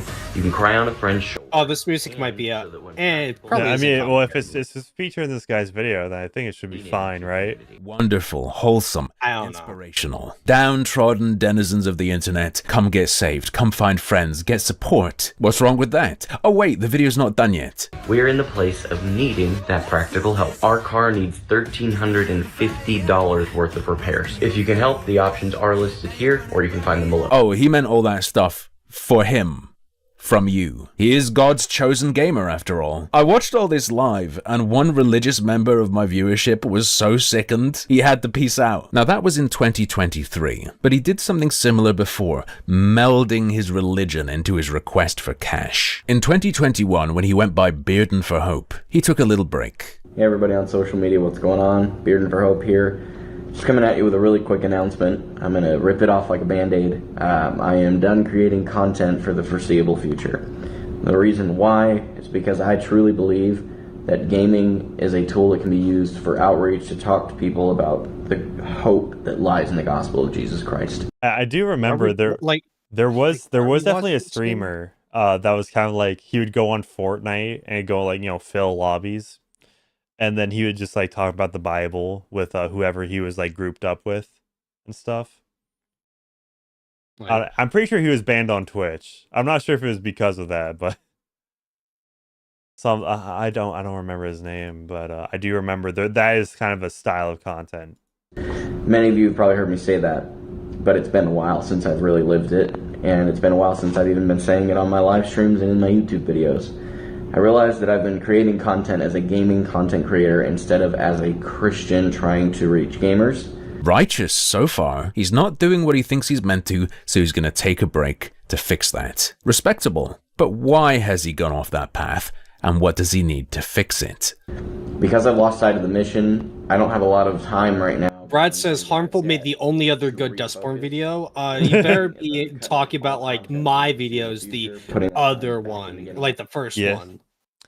I'm pretty sure I talked to you about how this guy also made a Dustborn video. Yeah. Probably. Like back when it was still relevant. I mean, everyone was making videos talking shit on the game. Yeah. Ability underneath me, I promise you, I'll be back. And it's going to be like nothing you've ever seen. A couple days after that, he posted a little progress bar of how close you've gotten him to being back and able to work for God again. Now, in fairness, I should have done this throughout 2024. I should have had a donation goal. Want me to stream again? Here's the bar.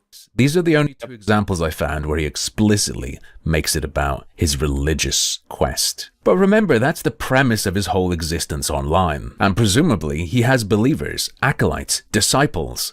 Someone's given him money, and perhaps because he's convinced them that God wants them to. With that in mind, he has asked for money a few other times as well. In 22, he was having trouble with his apartment and had to stay in a hotel, and he expected his landlord to pay for his food. Wasn't going to happen, so he asked the internet for money. In June 2023, he revealed that he's raising another man's son, and that he and his wife need money to fight that man's claim for custody. I'm going to cut right to the chase. For context, my son isn't biologically speaking mine. Up until recently, we actually had a reasonable working relationship with his biological father in which we were able to sustain visitation. Oh, he married a single mother. Pseudo contract written up that we each signed. Right. I guess. He broke that contract, which caused him to have visitations held from him. He stopped. And clearly whoever the baby daddy is pretty insane. Talking to us and decided to sue us for 50% custody. Please donate to my cock fund and pray that the other kids are actually not. As we already saw in 2023, he asked for money for help with car issues, but that was actually the third time he asked for it that year. February 27th, he asked for money for a tow and diagnostics. He received financial support the same day, thanked people, and then asked for more for the actual repairs. Praise God, a couple weeks later he was able to announce he paid for the car repair. The joy didn't last long though, because a few months later he was raising money again to repair his car. And then a couple months after that, The car broke again, and he's not going to be able to make any content for you until it's fixed. Hint, hint. Which then leads us to December, where apparently just asking wasn't enough, and he Christed it out to ask for money. That's the first clip I showed you earlier. Jesus, man, just get another car. Actually, he had the same thought. January 20th, 2024, he celebrates his 6-year content creator anniversary and announces he might be buying a second car. Well, actually, you might be buying a second car. The dealership is willing to discount their car $2,000 if we can come up with the other $2,000. Can you help? Help or no help, it looks like a few days later they got it. Not the car in the picture, but it is a Kia, an Optima. Now, backdrop of the whole, if you don't pay for this stuff I can't continue my mission for God thing aside, asking for stuff online, who cares? Well, here's the payoff, and it's twofold. Later that year, he had the audacity to state, I wouldn't normally do this, but I feel a strong need to. I'm fighting an awful sickness and will have been home from work for about 2 weeks.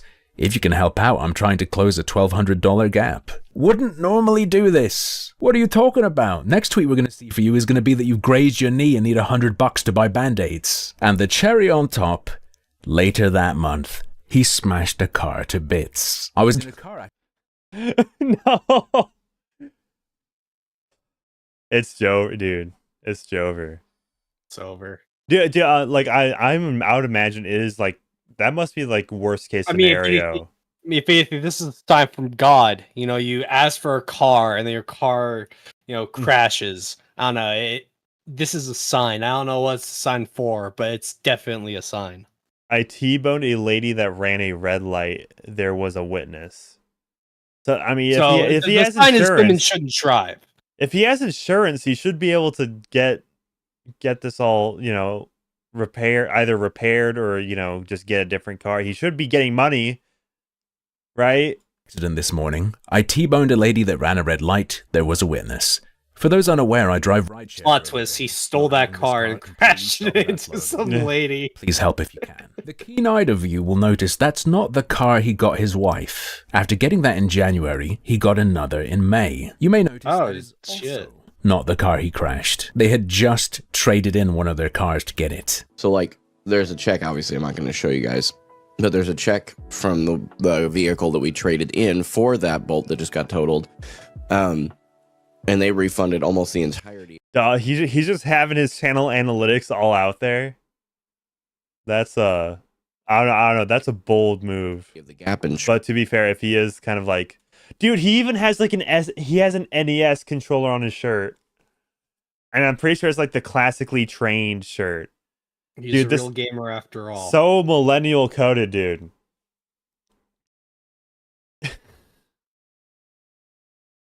Some out, which was like $900 total. Every little helps, I guess. But have you considered, maybe God is sending you a sign, brother. Just ride a bicycle. Seriously, even back in 2021 he was having car-related issues. He said, the enemy is using this stupid car debt to make me feel trapped, man. Like I'll never get free of it. The enemy. Mental battle for me. By the way, something I'm curious about is, which vehicle did he trade in? It wasn't the Kia they got in January. That's the car they still have. We're planning on moving at this point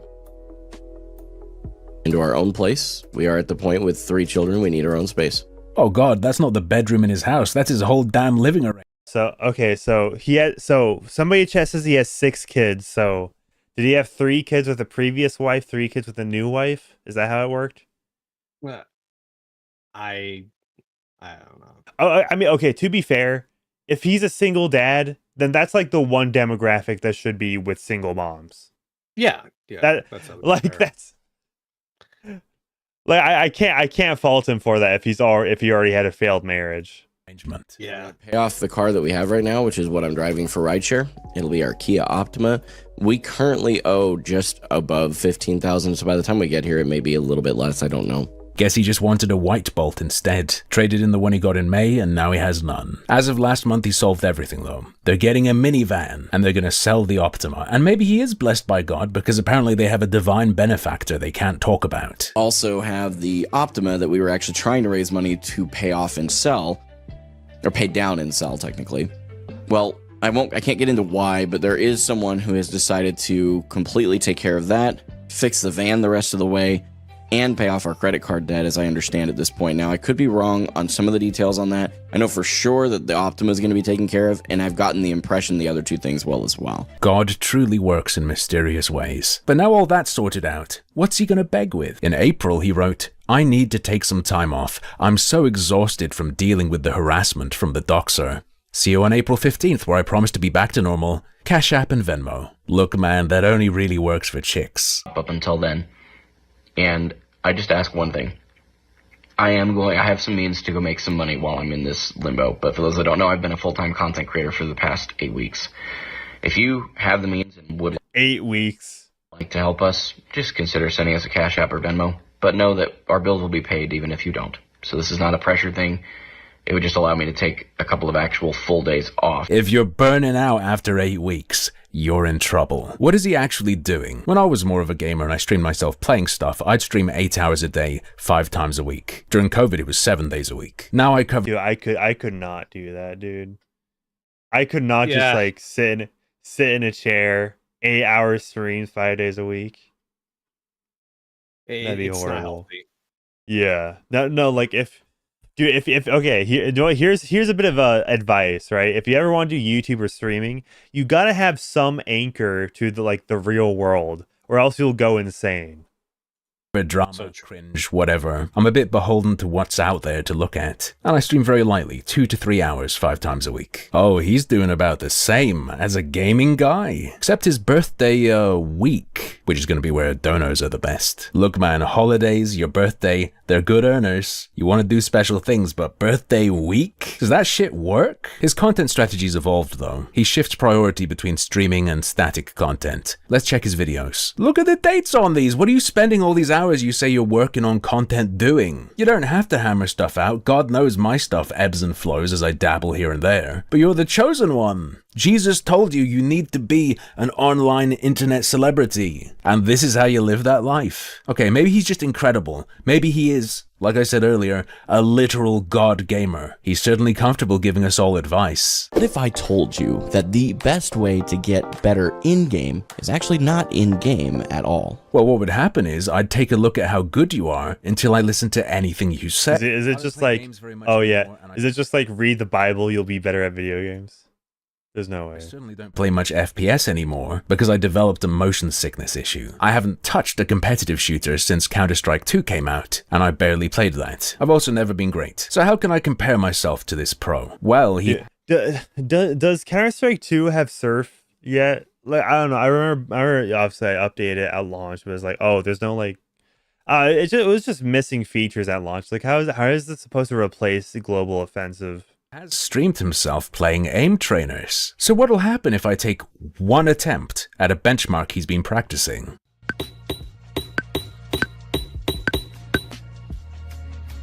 Alright, I mean, new high score, yes. I feel like I kind of fumbled towards the end there. Oh, and this is where a lot of the recent hate has come from. Under a post that was viewed hundreds of thousands of times, he was even dubbed Aiming for Hope. Aiming for Hope, that's a good one.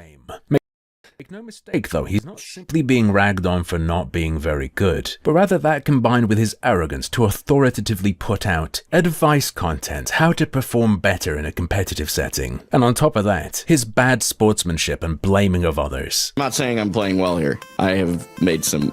So he really wants to become a pro Overwatch 2 player.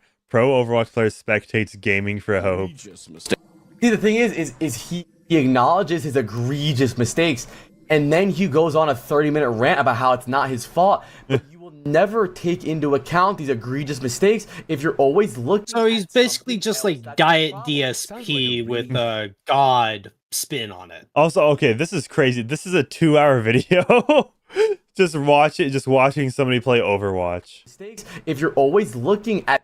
Dude, being an Overwatch coach, imagine. Something else, that's the problem. Sounds like a really irritating guy to work with. You'd imagine the people on the team he made, Copium or Hopium, would run into issues with him.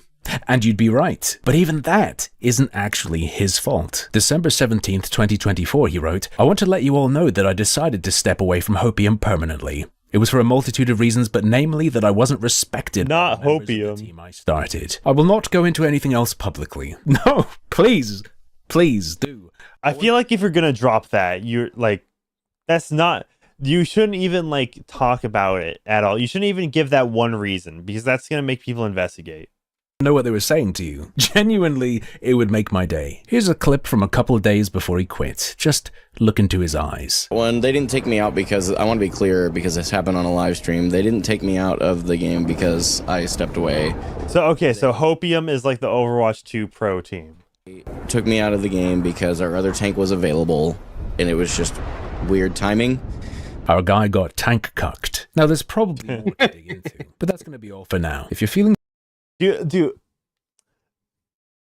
like he's literally playing Overwatch the ideal way with like I guess 4 other people because Overwatch 2 is a 5-player lobby.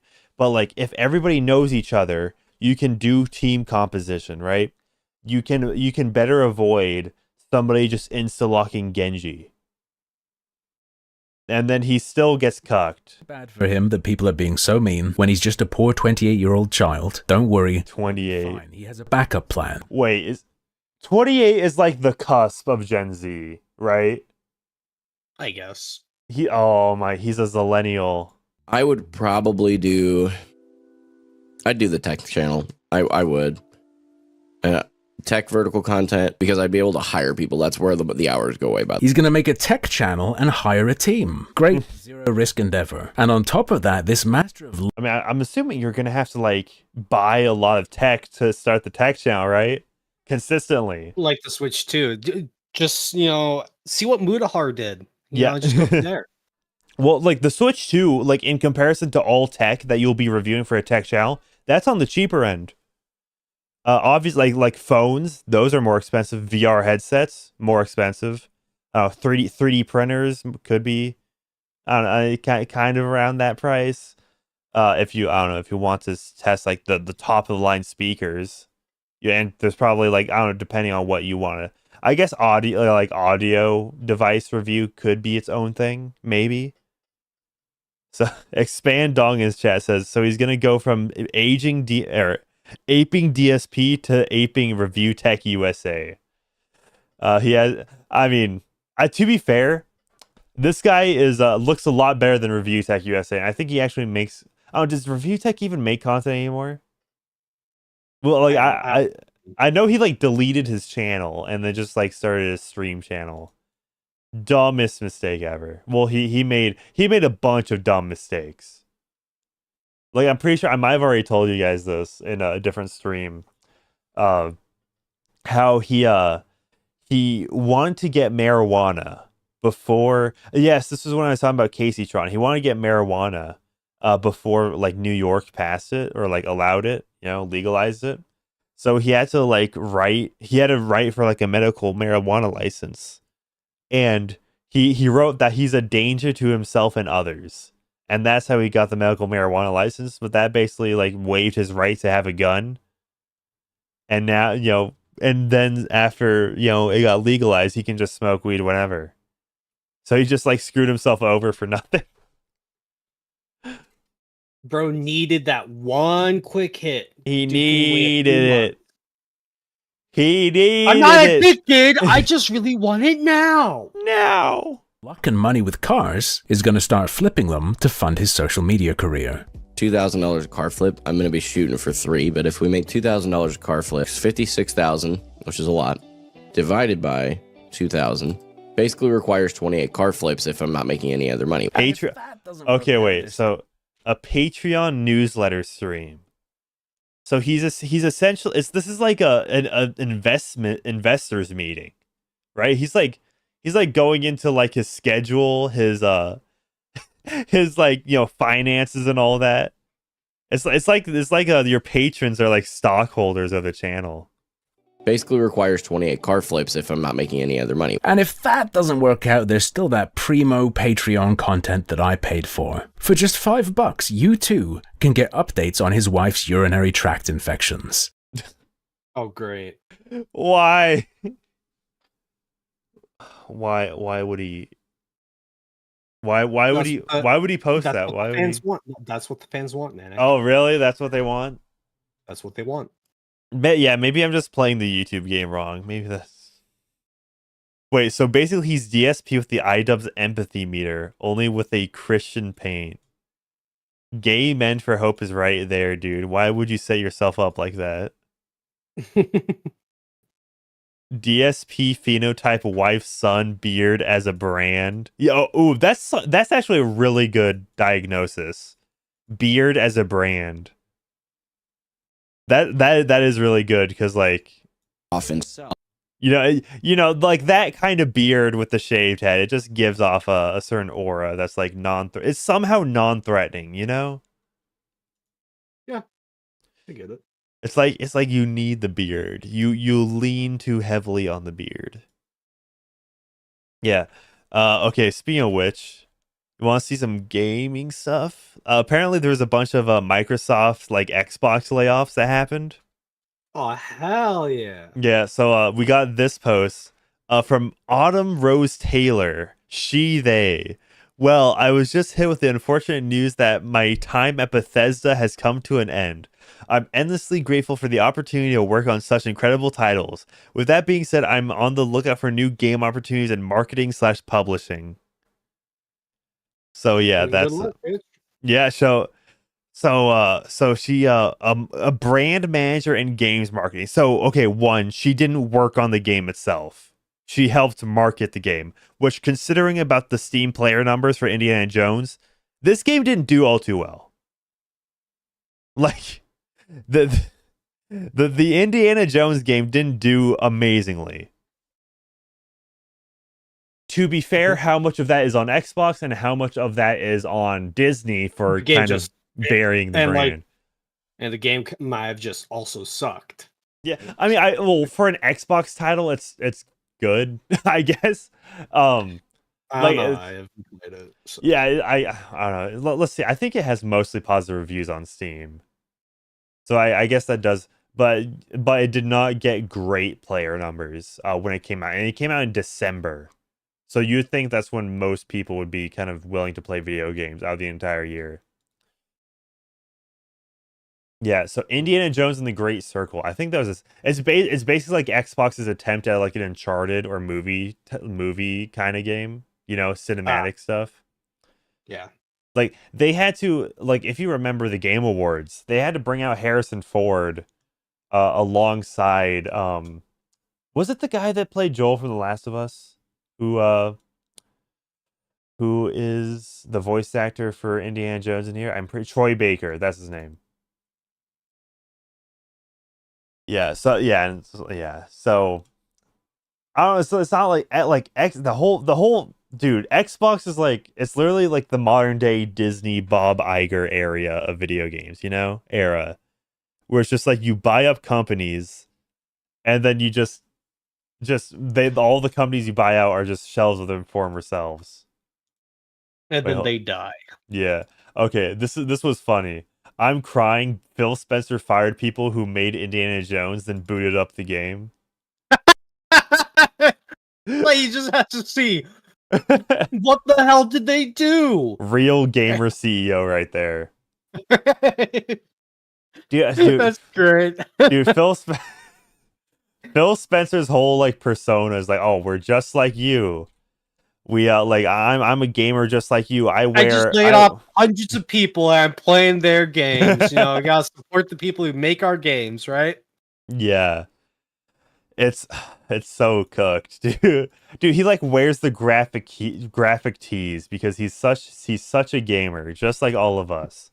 Dude, actually, you know what? This perfectly describes it. This is people who own an Xbox in 2025. Xbox players. You're fucking poor! You're fucking poor. Yeah, well, I guess nowadays you have to be pretty rich because the Xbox Series X is like $600 now. Why the hell would anyone fucking buy that? Just buy a PS5. The PS5 has the new Xbox games. It has, I'm pretty sure it got Starfield, which why would you play Starfield in general? It has the new Indiana Jones. It has Sea of Thieves. Literally just get a PS5, like, at that point. If it's really, like... yeah, so Xbox since the top of 2024, the initiative closed down, Perfect Dark canceled, Everwild canceled, new ZeniMax Online Studio IP canceled, 50% of Turn 10 gone, 10% of King gone, which, mind you, King made Candy Crush. Candy Crush! Layoffs at Raven Software. Raven Software, who is responsible, one of the dev teams behind Call of Duty. Arcane Austin closed down. Tango Gameworks nearly lost forever. Which I like. Tango Gameworks, like, it made Hi-Fi Rush, which from what I played is pretty good.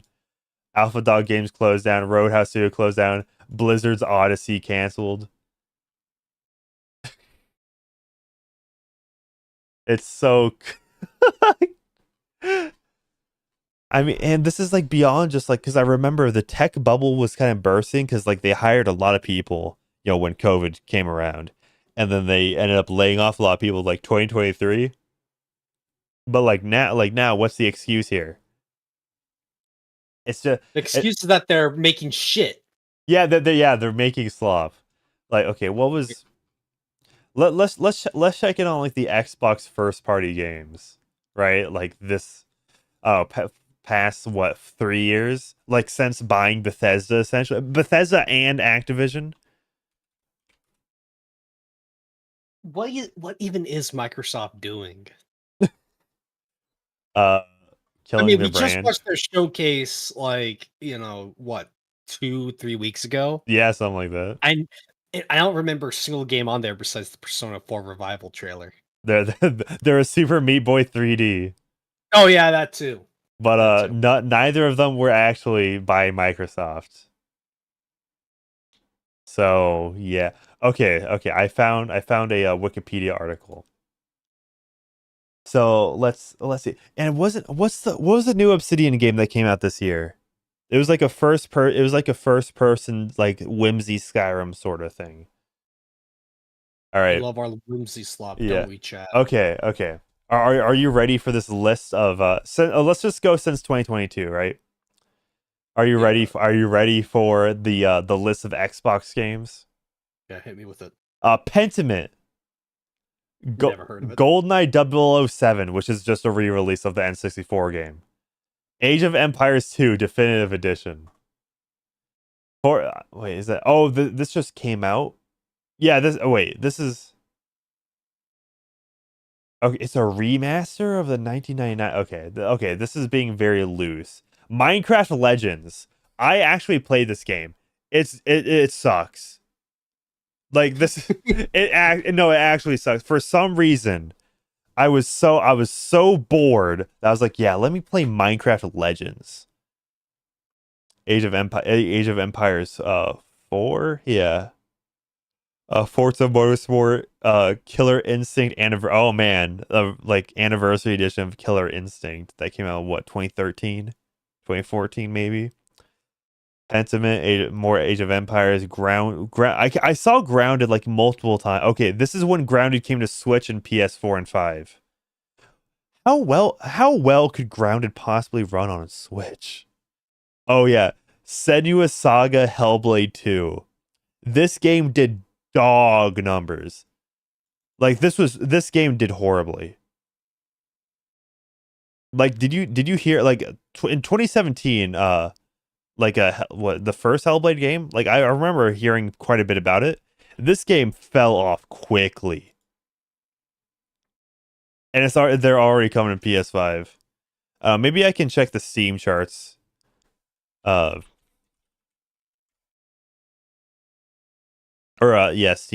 DB. Yeah. Let's see. Hellblade, because I remember it was doing horror. Yeah, let's compare Senua's Sacrifice to Senua's Saga.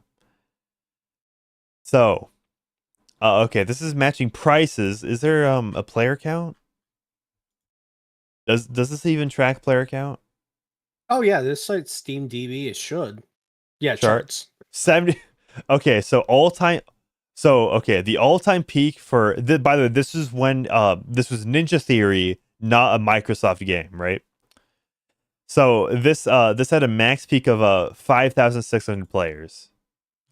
And now if we go to the second one, go to charts, this had an even lower peak. Wow. And this is published by Microsoft, and not to mention, right? considering this is the first game and came out in 2017, I'm assuming a 2024 release should have much greater numbers than this. And not to mention, Ninja Theory did not make any games between this. So between 2017 and 2024, this is what they had. And what they had did not work. People Yeah. did not like it. Yeah, Ducky lay second in chat says DMC Devil May Cry 2013 Mogs Hellblade. Based. Yeah, like how? Like there's a VR edition. They made a VR version of Hellblade. How many players did this get? 169 all-time peak 7 years ago. Nice. There's 2 people playing right now. There is 2 people in this world. Yeah, so let's see what other games could possibly be Age of Empires. Actually, should we check the Minecraft Legends, cuz I'm pretty sure that's on Steam. Yeah, Minecraft Legends is on Steam. Except, every Minecraft spin-off is on Steam, but not the original Minecraft. So, if we check Minecraft Legends, 5,000 peak. Like, this is Minecraft, by the way. Biggest game of all time. This spin-off couldn't do anything. It's so bleak. It's so over. It's so bleak for Microsoft right now. Avowed, that's the game. Yeah, this is the game I was referring to. Avowed. Oh yeah, Avowed. That's the one with the girls like, I have magic powers and shit, or whatever. No, I'm pretty sure that's not Returnal. What is it called? Yeah. I know that's a PlayStation it's a PlayStation exclusive that you're referring to. So what was Avowed again? Well, it came out February of this year. Oh, it looks. I mean, it's just another Galupshido RPG that flopped. Yeah. Night. Yeah, I'm pretty sure Obsidian. This is by Obsidian, right? Yeah, they're about to release The Outer Worlds 2, which is going to be $80. Dude, I just clicked on their page and you can see like the fall of Obsidian. Like the first thing, South Park: The Stick of Truth, Fallout New Vegas. And now they're releasing like The Outer Worlds and Avowed. Not to mention they made Fallout New Vegas. So that's really the only reason people cared about Avowed or just them joining Xbox in general. I would love to see Obsidian Entertainment try to take a crack at another Fallout game or any Bethesda IP, just so people can notice. It's like, oh wait, Obsidian has gone downhill too. It's not just Bethesda. What if they're working on Elder Scrolls 6? How about that? Oh yeah, they're doing like Todd Howard's gonna allow them to work on the next like numbered entry. Yeah, let's see. Do they have Gears of War Reloaded, which is like a remaster of a remake or whatever. Ninja Gaiden 4. Is that okay, so it's upcoming. It's coming out this year. Okay. The Outer Worlds 2 gonna be $80. Fable. That's still upcoming. Dude, how much do you think Elder Scrolls 6 is gonna be? Like $100 easy. Not even the deluxe edition. I think it just depends when it comes out. I could see if I could see as like a Hail Mary for Xbox if they just like made the new Elder Scrolls console exclusive to like let's just say, assuming it comes out next gen, right? 2027, 2028. I wouldn't be surprised. They even lived that long. Yeah. Let's just say they do a Hail Mary like new console, right? And that's when they make the new Skyrim, not Skyrim, the new Elder Scrolls game. Like I'm gonna say like $80 to $90. I don't think they're gonna push it that much.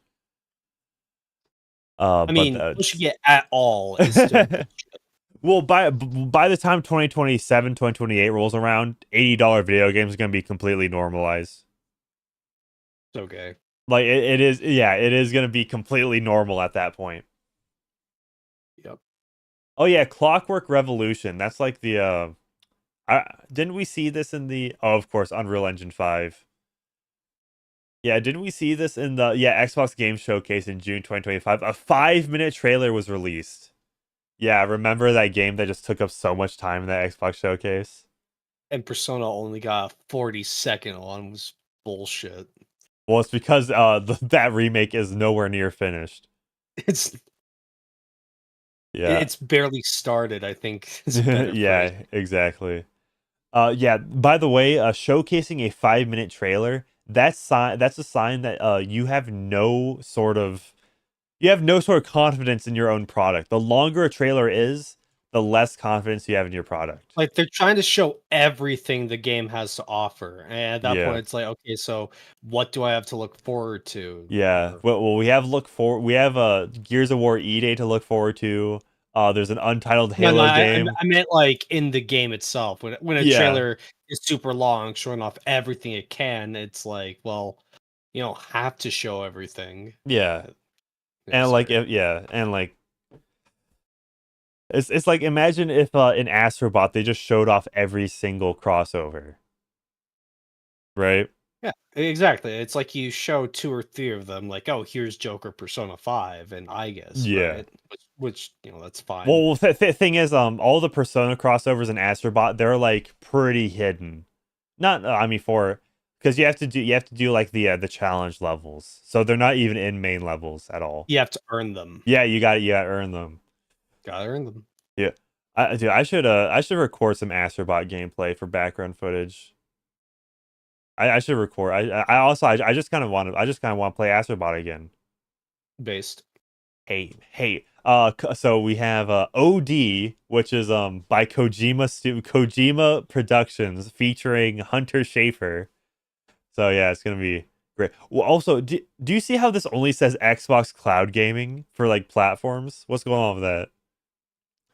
Programmera Cloud? State of Fuck even Decay is 3. like cloud gaming. I like, Well, it's it's basically so odd. you know how I- you know how people are not downloading this stream as it's going; they're watching it Yeah, from no, like the cloud. it's like I get it, but I'm just like, it's so oddly specific. It's the only one that says that. Yeah, Right? it is kind of weird. I don't know what's Yeah, going on with it's that.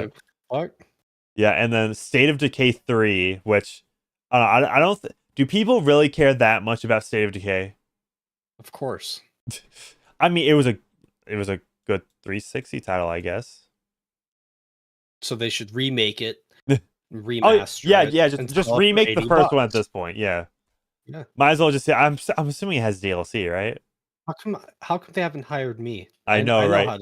I know how to revive every Untitled Toys for Bob game. It's gonna be Skylanders remade. Hell yeah. Yeah, I'm pretty sure. Was Skylanders back in 2011? Was Skylanders $70 when it came out? Not to mention, it included toys.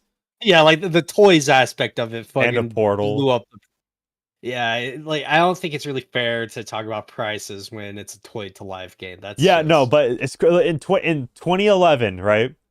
Like for a video game to be literally $70 or $80, it had to have actual physical toys. Yeah, and it had to have a bunch of extra shit with it. It wasn't just 70 or $80. Yeah. Oh yeah. I don't know. I'm pretty sure I remember like tweeting it. But okay, chat. Do you guys want to see something cool about Skylanders while we're on that topic? Of course they do, Manic. Okay, so so this is from this like one Twitter account from like January of 2017. It says Baron Trump's art is creative. And you can see in all the art, it's like all the women are very busty. Based. Yeah. And 2017, he probably was like, what, 12, 11 maybe? He's already drawing Skylander characters. With he's Baron Trump was playing Skylanders. Yeah, see, this is how Skylanders got off the ground. He was not a Disney Infinity kid. Yeah. Okay. Hold up. I think. Okay. I think. I don't know. Is that our Xbox tangent all good? Is that Yeah, I think it's fine. how I mean, gaming is cooked, and the gaming industry is all we need the doomer. We're dooming right now. Not no, it's horrible all art over. either. Yeah. I mean, it's better than Chris Transart, that's for sure. Okay, right. Oh yeah. Do you remember when in that Xbox showcase we were talking about earlier, there was a new Game Freak game announced? Oh yeah, the one that like made everyone think, what the fuck have we been putting up with Pokemon? Yeah. Like we've been putting up with this bullshit for like 5-10 years at this point. What the hell? Exactly. But So what about it? yeah, so this Lord Frogmire posted a video saying game you for liking it. Yeah. Dude, I shit you not. Like I will say a lot of these like the new age like Nintendo fell off videos, you know? They all just read like scorned lovers. You know? But like, as much as I know I'll time people out in chat for saying they like Pokemon games that I fucking hate, but it's not that bad. Like, yeah. They killed Pokemon. I mean, they killed Pokemon. Okay, wait. Okay, chat. Yeah, they killed the IP that is the top selling IP in the entire world. Oh, yeah, they killed it. He hasn't released my collab video yet. I wonder what's going on there. That's probably no, joking. Okay, but I'm assuming I'm gonna get an influx of a lot of new viewers when Base of True posts his new video, and I hope you guys are all friendly to him. Okay, be friendly. No, I'm timing them out. Be friendly to the Base of True immigrants. Okay. Go full scorched earth. Yeah. Okay, chat. I'm genuinely thinking of doing a video on this guy. Nintendo. Yeah. So Nintendo versus Brazil. Nintendo sued for bringing. Nintendo hates Canada. So here's the thing. As I've tried to make thumbnails and shit, try being the operative word. I've come to appreciate the really clickbaity, funny thumbnails. Just the outlandish shit. It's just, sometimes I think, I should be a bit more restrained. Don't be too like clickbaity. Then it's just Nintendo hates Canada. No. Okay. So essentially, what happened with this guy is that he posted that he made just like video game retrospective videos, right? Yep. And he did like the Mario 3D Mario games, and the gimmick was he would take a different level and analyze just that, but he would be posting it daily, right? So for so for example, in like if we scroll down far enough, like each of these Mario 64 videos, right? He's talking about one level and he's posting it daily, which it's a neat gimmick, I will say. He did it for Sunshine. He did it for Mario Kart 8 Deluxe. I mean, hey man, look, when you find that autistic niche that gets you money, gets you viewers, you got to capitalize on it. Yeah, well, okay, here's the thing, right? The niche before, right? He was getting like, between like 5,000 and like 15,000 views, right? It's for the like N64. But if we scroll up a little bit, you might notice how there's a little bit of a change where 2 months ago he says why I'm not buying the Nintendo Switch 2. Almost 200k views. Well, that popped off. It did pop off. And then it goes Should I make a video saying why I'm not buying the Switch 2? It's just me talking about how much of a broke little bitch I am. It's like I make it clickbaity as well. Why the Switch 2 why the Switch 2 is not worth buying. Dude, honestly, I got rid, I got utilities. It's like do it. So how would I, make the runtime more than like 10 minutes? How would I go about that? So you have to say there are starving children in Africa. Oh, okay, yeah, that's a good one. I gotta feed my dog. Yeah, you gotta feed your dog. You should just go. Sure. You should just go on a weird like tirade about like inflation or whatever. My inflation. How I'm addicted to like fast food. I'm addicted to fentanyl. I should just try to make like a fast food tier list in the middle of it. Do it. That's such a good video idea. Yeah, okay, so let me make this very clear. The point of the video is to just make a shit post saying why not buy the Switch 2 and talk about the Switch 2 as little as possible. Just because I can't afford it. Don't talk about the games, don't talk about this like Pikmin controversy, right? Just Well, I mean, the Pikmin controversy is already over, right? Like I don't know. Maybe I should pop in Pikmin 3 into the Switch 2 and see how it plays now. But, I don't know, I just think that's a really funny idea. Just why not buy the Switch 2? And it's just I open up with the Andrew Tate clip. You're broke. You're fucking poor. So this is why I don't think you should do a cold open, but you should do the thing where you kind of like introduce it, but then you quote it, but then you overlay the video with the audio on top of your own audio. I think that's the good way to go about it. I mean, I'll figure out something. I could just shit this video out tonight. Dude, it'd be so good. No, I think you should put effort into it though. Like you should have like like a slideshow presentation. Dude, make it a slideshow presentation format. Dude, that's what you gotta do. But like a PowerPoint. Yeah, exactly.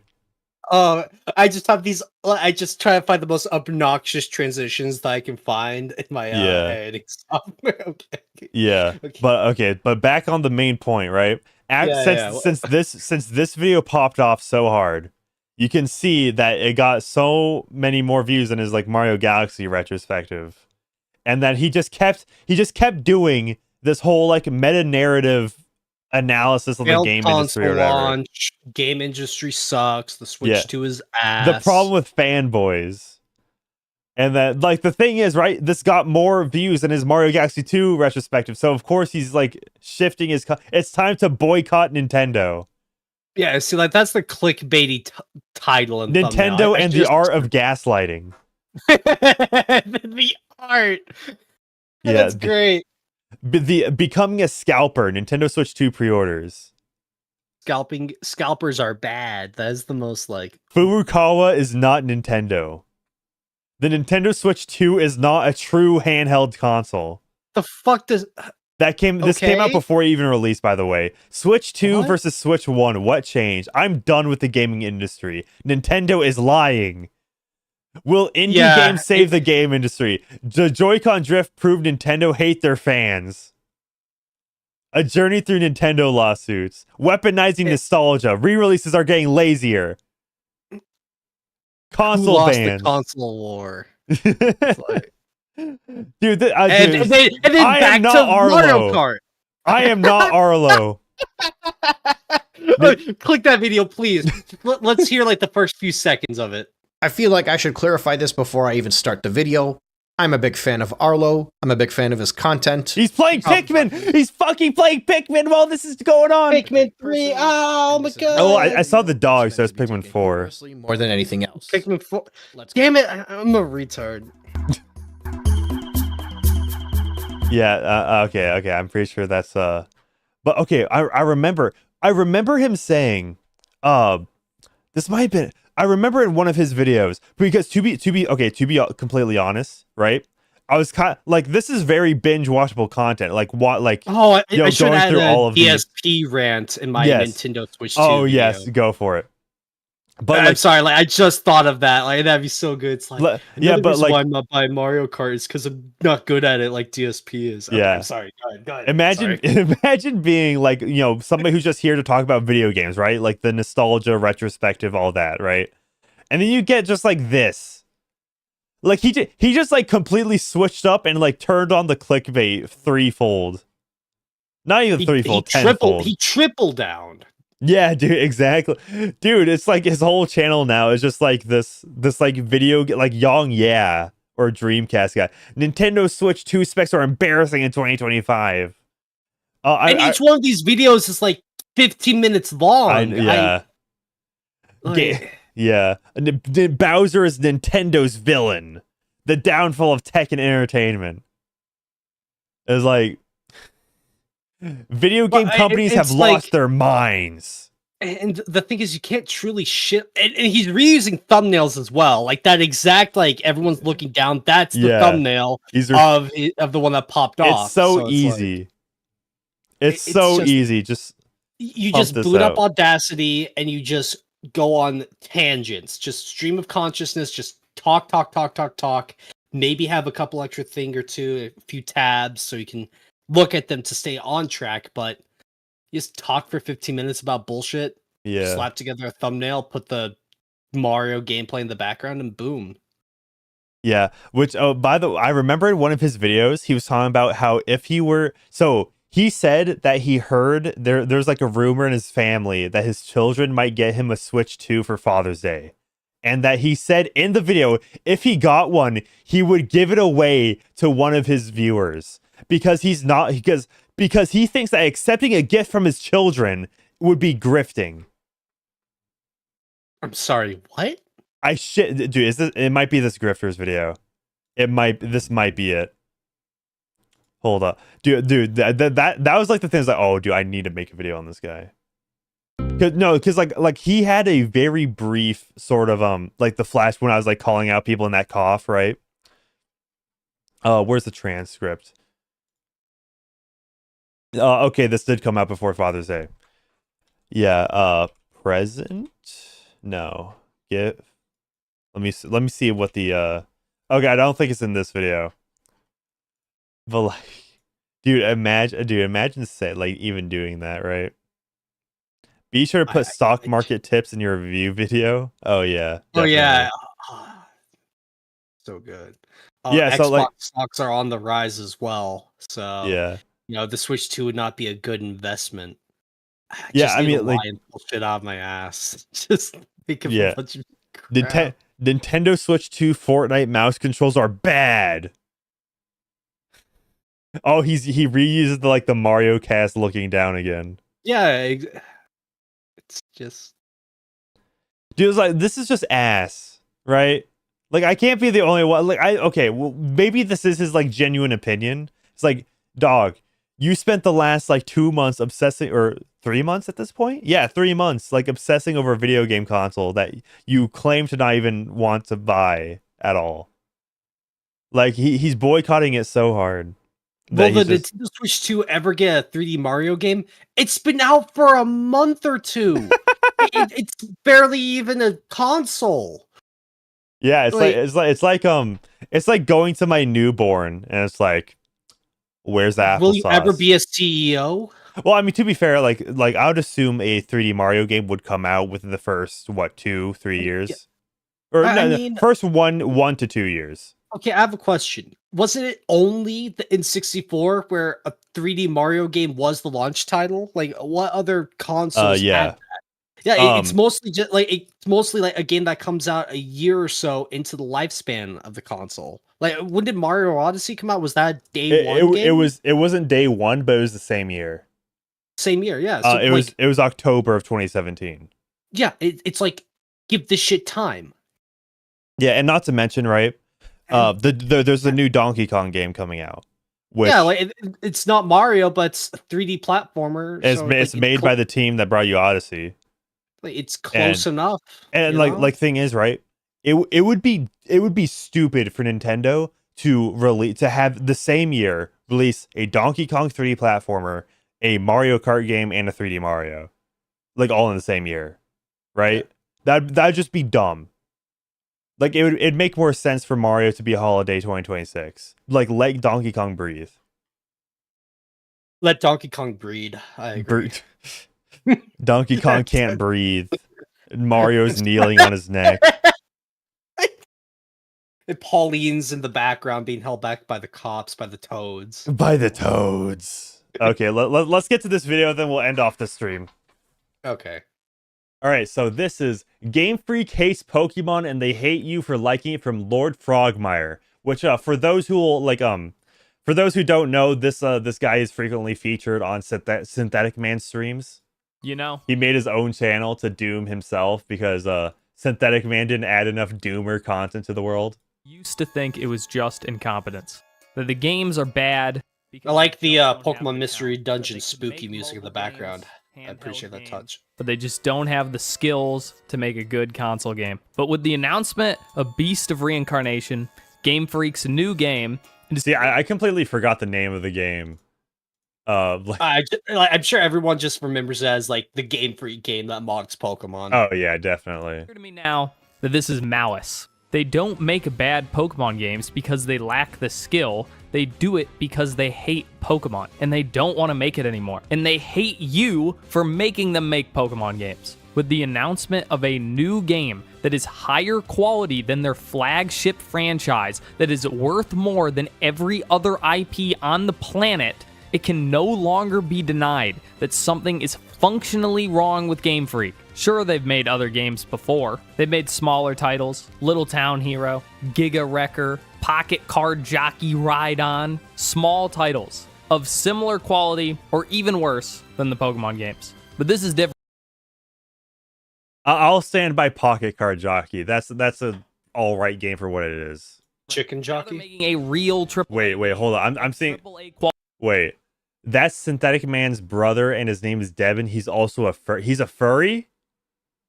This guy's Synthetic Man's brother. No. Synthetic Man has a simping for roasty VTubers problem. Okay, okay. Like how bad has it gone between him and Kirsche, or however you pronounce her name? Yeah, Captain Brunch points out something good. It's like people are saying it's a higher quality. It looks better, and yeah, to be fair, it does look a lot better. Like Pokemon game, it's not necessarily like, oh, it looks amazing. It looks fine compared to every other game that's coming out. It's just that Pokemon consistently looks like ass. But the thing is, Pokemon Legends, was it ZA or AZ? I can't remember. ZA. Yeah, ZA. Like that's coming out, and guess what? They had 2 years to work on it, right? Like, yeah, it's a game that they actually didn't just shit out within a year. And when it comes out, like the trailers, it looks fine. It looks better than Sword and Shield. So, it's most likely just Nintendo issue where, hey, we need a new Pokemon game this year, and they finally kind of pulled it in a bit, reined it in. Yeah. Where it's like, hey, you need time to work on this game. But wait, Captain Brunch says he whines about being ghosted a lot, huh? I might need I don't know. I know what Poir is sexy. Is that like the Synthetic Man clip channel? I know there's quite a few of them. Look at Scarlet and Violet. I love these. Oh, I remember when I had Carl Sama on back. Funny enough, it was featuring Kirsche because it was the Real Game Awards. Oh yeah, and, I remember. That Poir is sexy channel was in the chat. They're fun, but it looks like shit. It looks like they made it on a budget of $12. And I'm not saying the new Pokemon games should look like Beast of Reincarnation. Dude, the compass is low frame rate. That they should look like a high-budget Unreal game, but they could make... Dude, imagine this in 60 FPS. Wait, I don't need to imagine it. Shoot for... Oh yeah, your Switch 2! You can make something that looks like this. You can make something... Remember when Yoshkin gifted Pokemon Scarlet to me on stream?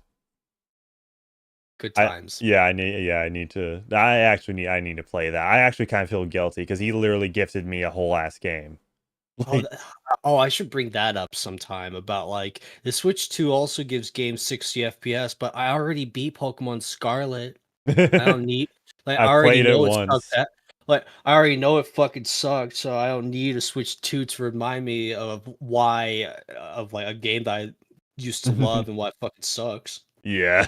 Something that looks like Breath of the Wild, but no, we get shit. Look at how bad this looks. Just side by side. Look at Scarlet and Violet. I just Breath of the Wild. This just feels like the most milquetoast. This is what every Pokemon fan has been saying for the past 5 years or whatever. Yeah, just more hyperbolic.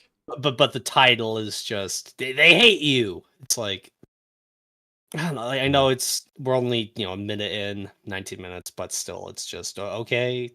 We've all been hearing this. Yeah. And graphical quality. I guess my attention span is just waned off. We're cooked. To the core. All right, yeah. Let's. Every last detail. They're rotten to the core. It is not ignorance. It's not lack of skill. It is laziness. Just look at the new designs. They don't even... Oh, this ought to be controversial. He's actually going after Pokemon themselves, right? Pokemon anymore. And this isn't Gen 5 doesn't look like Gen 1. It's that Pokemon within the same generation... I really do appreciate the Mystery Dungeon OSC music. With Pokemon, they look like they fit in a different series. Look at Sojourner. The fucking Stonehenge with a smiley face on it. This fits better in a cartoon than it does No, in Pokemon. I disagree. Oh, I disagree. Pokemon designs have always been cartoony and outlandish. They always have been. Like Muck and Grimer, literally just a pile of sludge, just toxic goo with this smiley face. It's like Pokemon have always been like this since Gen 1. I like since Gen 1. I will stand by that. Oh, but they're more animalistic. So it's always just been you take something in the real world and make it a bit more cartoony with a couple extra flair here and there to make it fit in the world. Like I don't get the point. I hate this specific Pokemon debate topic of like it's always like they look awful now. They've always been like this. It's fine. yeah, oh yeah, because That's just me. yeah, there have always been like inanimate object Pokemon. Yeah. Let's see. It's like, and the thing is, the problem I have with this kind of argument is that, oh yeah, you can point out the 10 or so Pokemon that you just don't like in the current generation, and then well, what about the ones that do work? That's every generation. Here are the Pokemon that suck. Here are the Pokemon that are good. Okay. Yeah. Let's see what other Pokemon get some Okay. strays.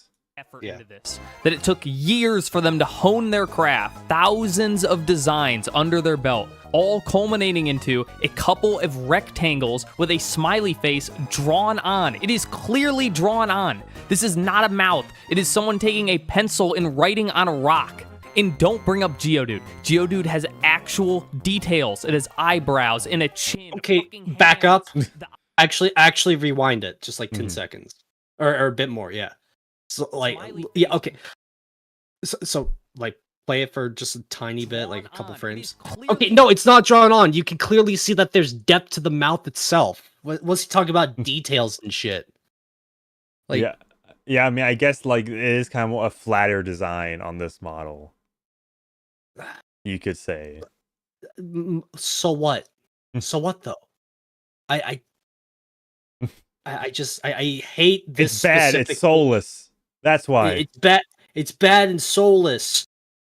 So like, I know I'm just like talking in circles here. I just like this is why I hate this argument. It's just like it always evolves into people talking in circles because it's so easy to find the one design you don't fuck with, the one design you think is stupid, and you tear it to shreds.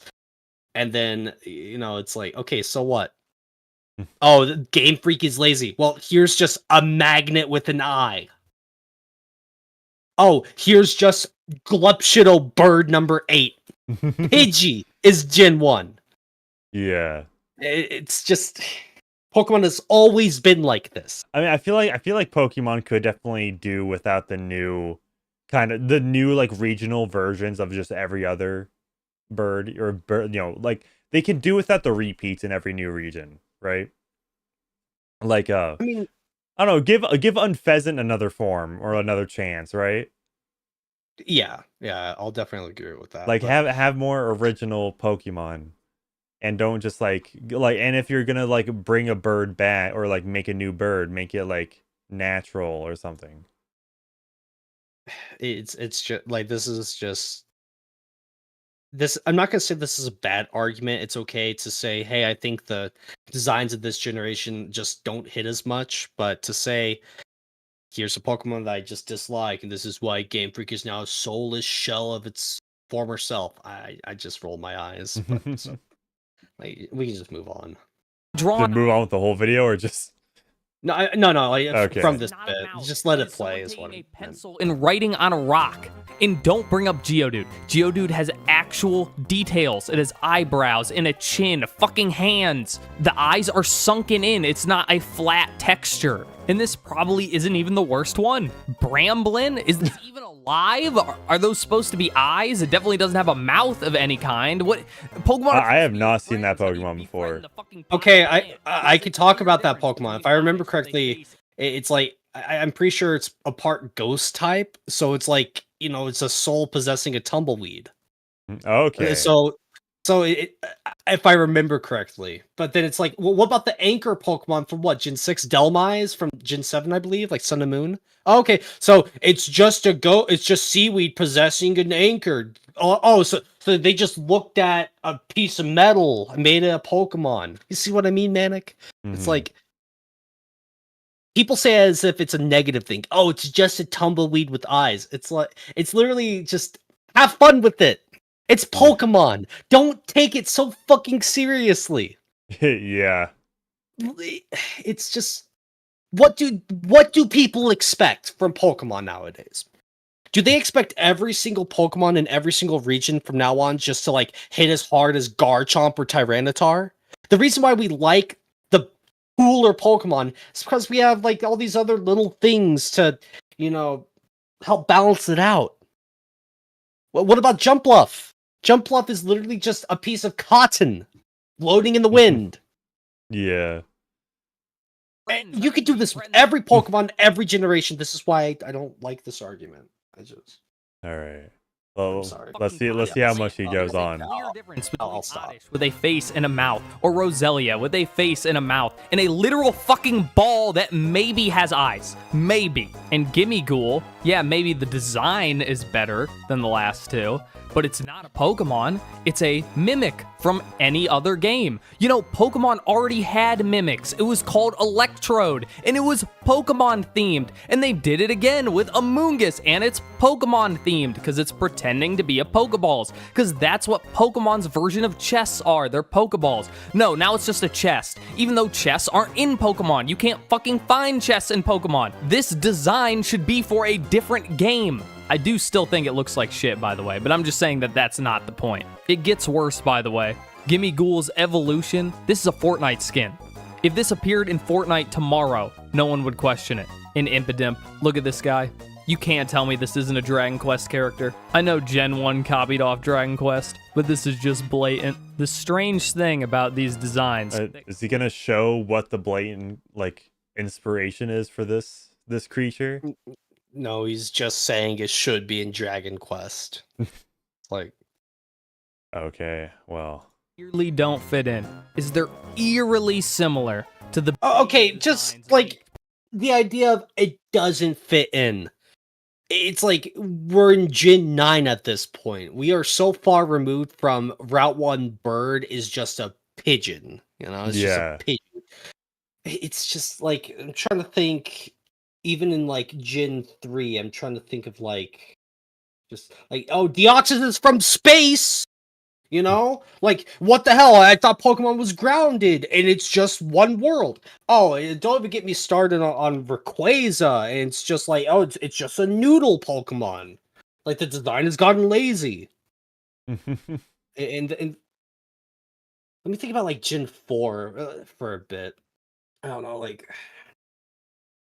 I mean, Staraptor was probably the coolest bird that I remember. Dude, Staraptor kicks ass. But it's know, right? what about Lucario? It's obviously just furry bait. It doesn't belong in Pokemon. Bipedal furries,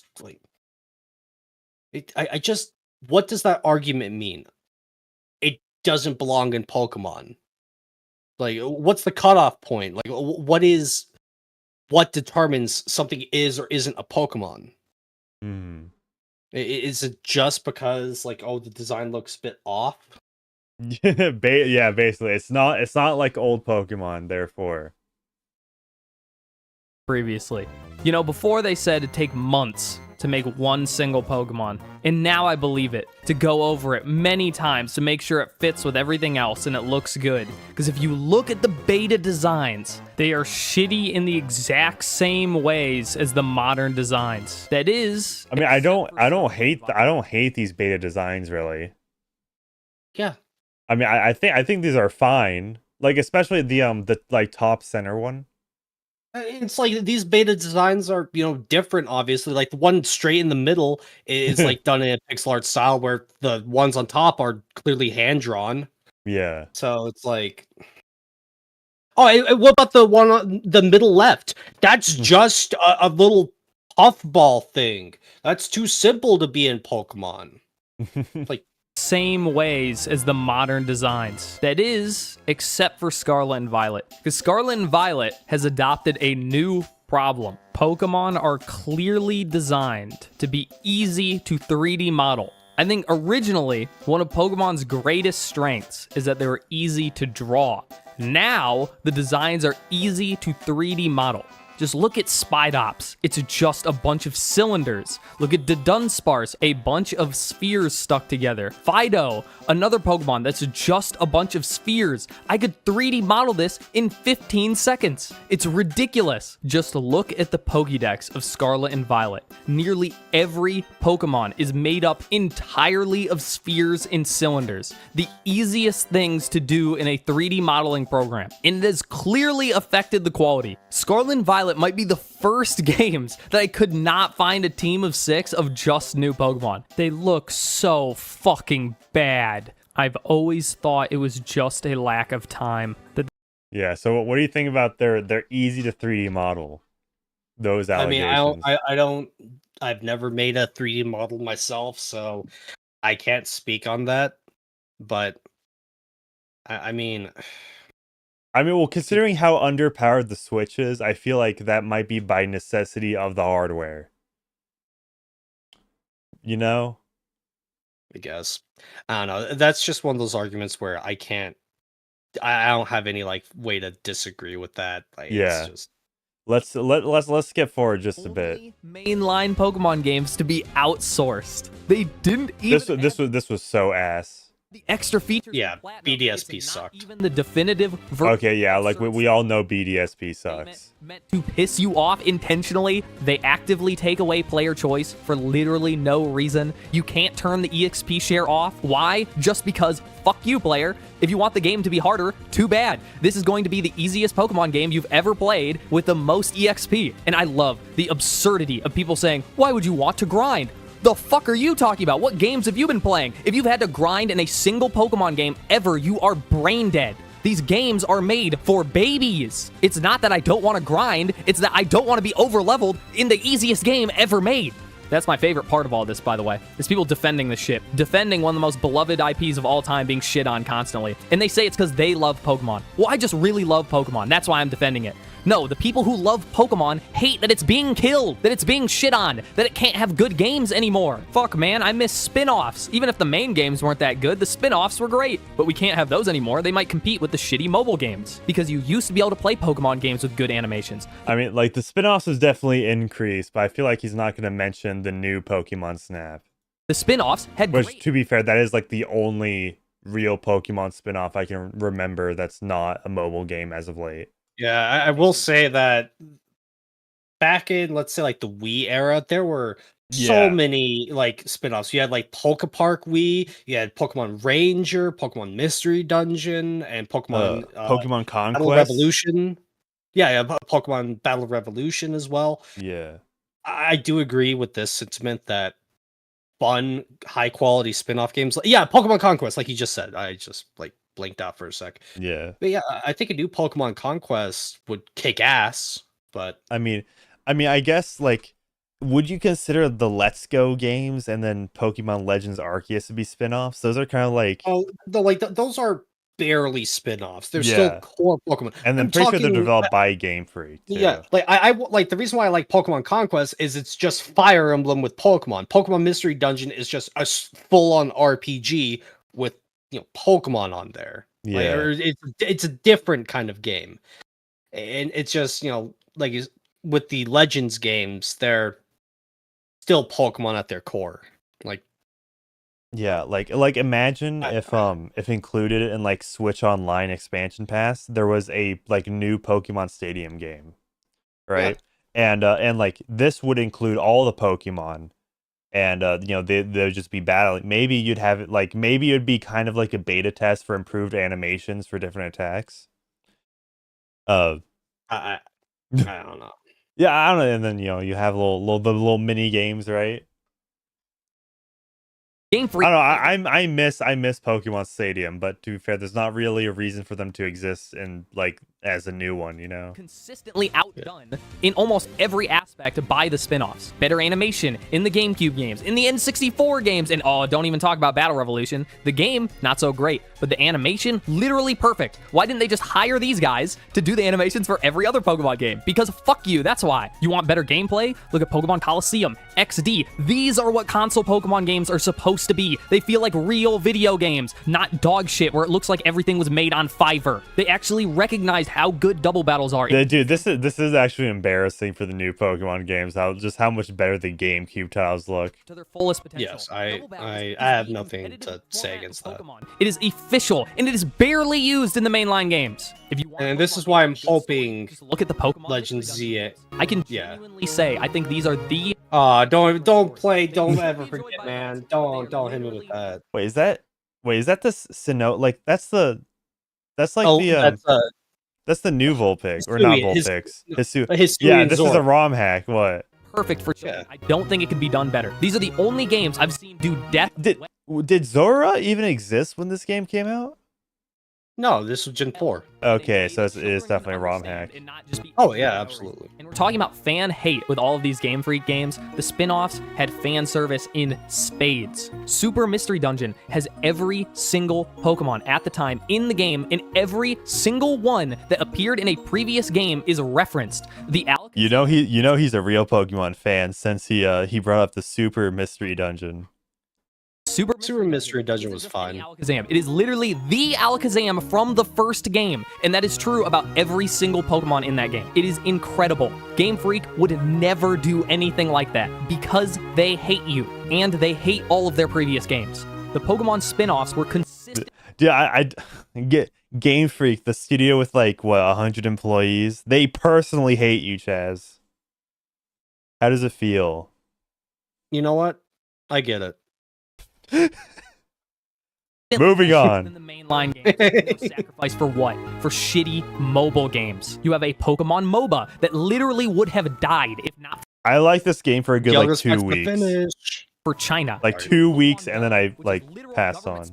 That's fun for maybe a couple hours if you don't live in a city full of bug people that completely destroyed the idea of Pokemon. I like how in the video that he overlays is clearly by some other YouTuber, and he's emulating it because you see the mouse. Don't even think of Pokemon as living creatures that are supposed to be your friends. They're shit objects you're supposed to collect 900,000 of to grind into candy. You have literal gacha slop.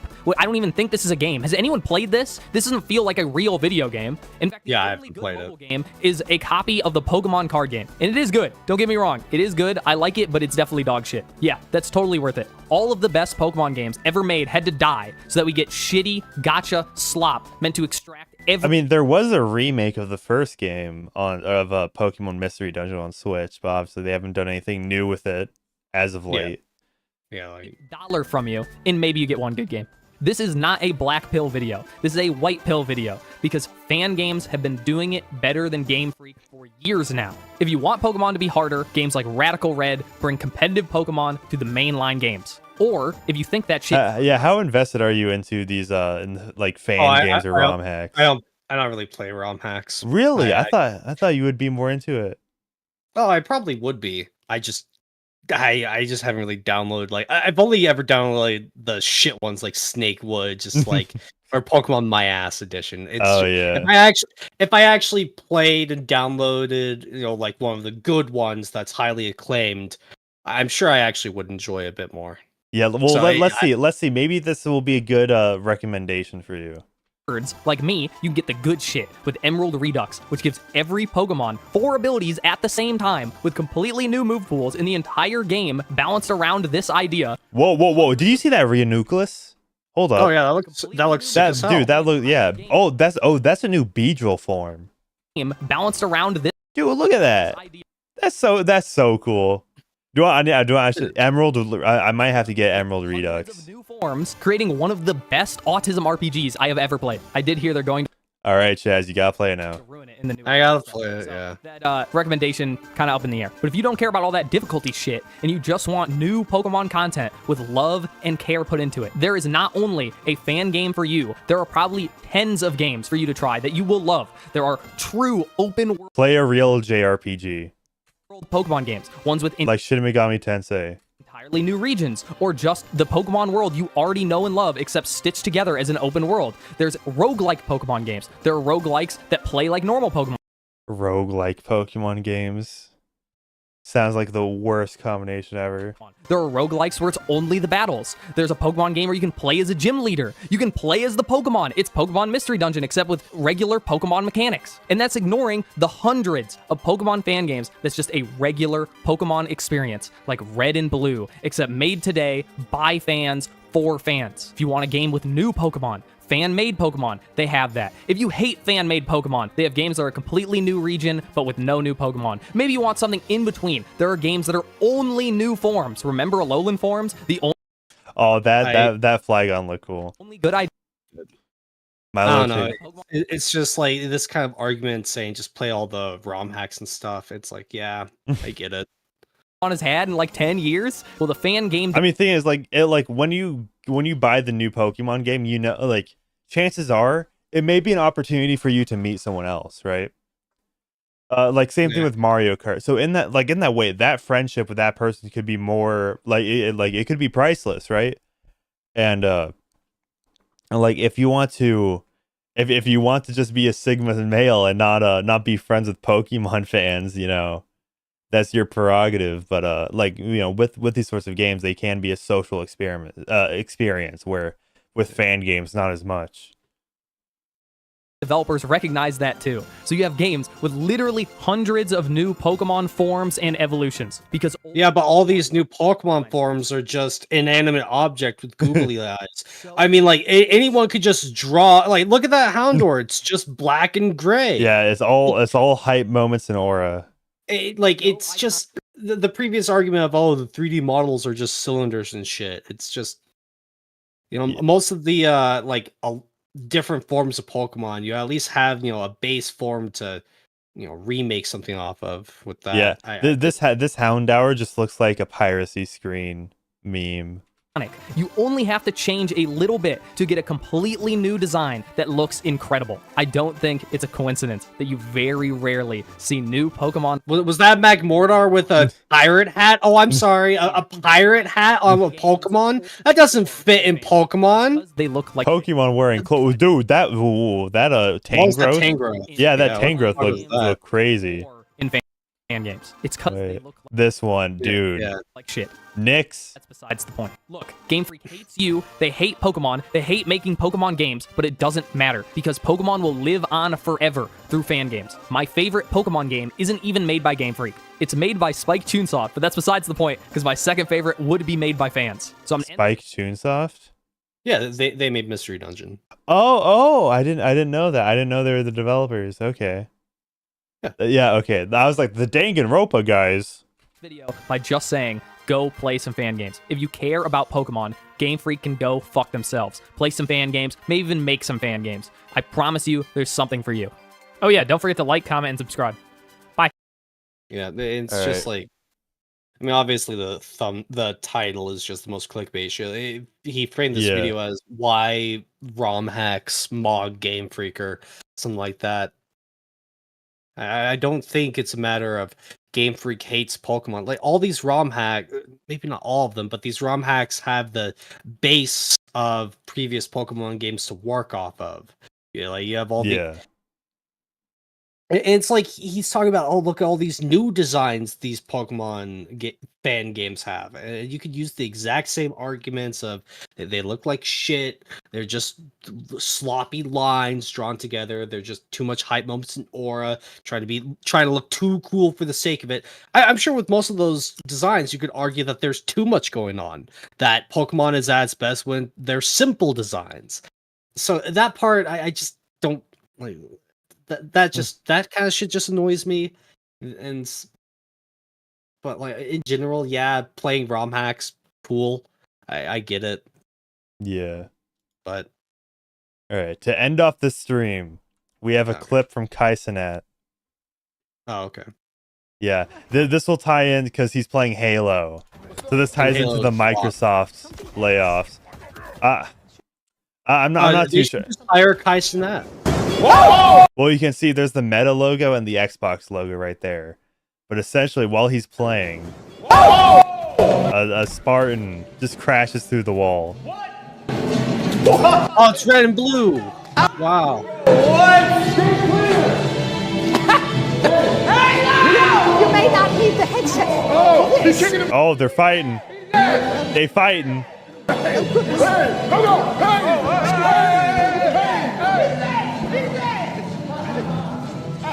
Come on, Blue, get his ass.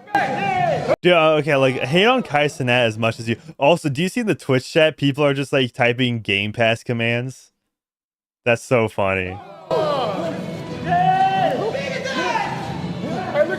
I don't know, say what you want about Kai Cenat, but, like, his streams have, like, actual production value, which I can respect. Yeah. Like, he had to build this whole, or somebody had to build this whole set. Someone had to crash through that wall. Yeah, exactly.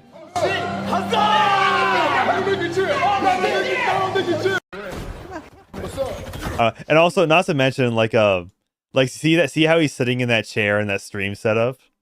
Yeah. Like, this isn't like a big room. It's like Honey, I Shrunk the Kids. Yeah, that's pretty funny. I guess. Yeah, I mean, I can respect. Yeah, this coming out when Microsoft is having a bunch of layoffs, very ironic, very funny. What is Microsoft doing here? Sotunar in chat says Emerald Elite Redux is pretty great. You should definitely play the current patch with all the joke Pokemon in it. All right. Yeah. I don't know. I'd say that's definitely like he definitely, if that video had any worth, it was recommending good ROM hacks, or what I'd imagine are good ROM hacks. Yeah. Yeah, but I am about to head out. And hope you'll have a good one. And make sure I gotta make my why I'm not buying the Switch 2. Yeah. Video. All right. Dude, I 100% support it. Thank you. Yeah. I hope you all have a good one.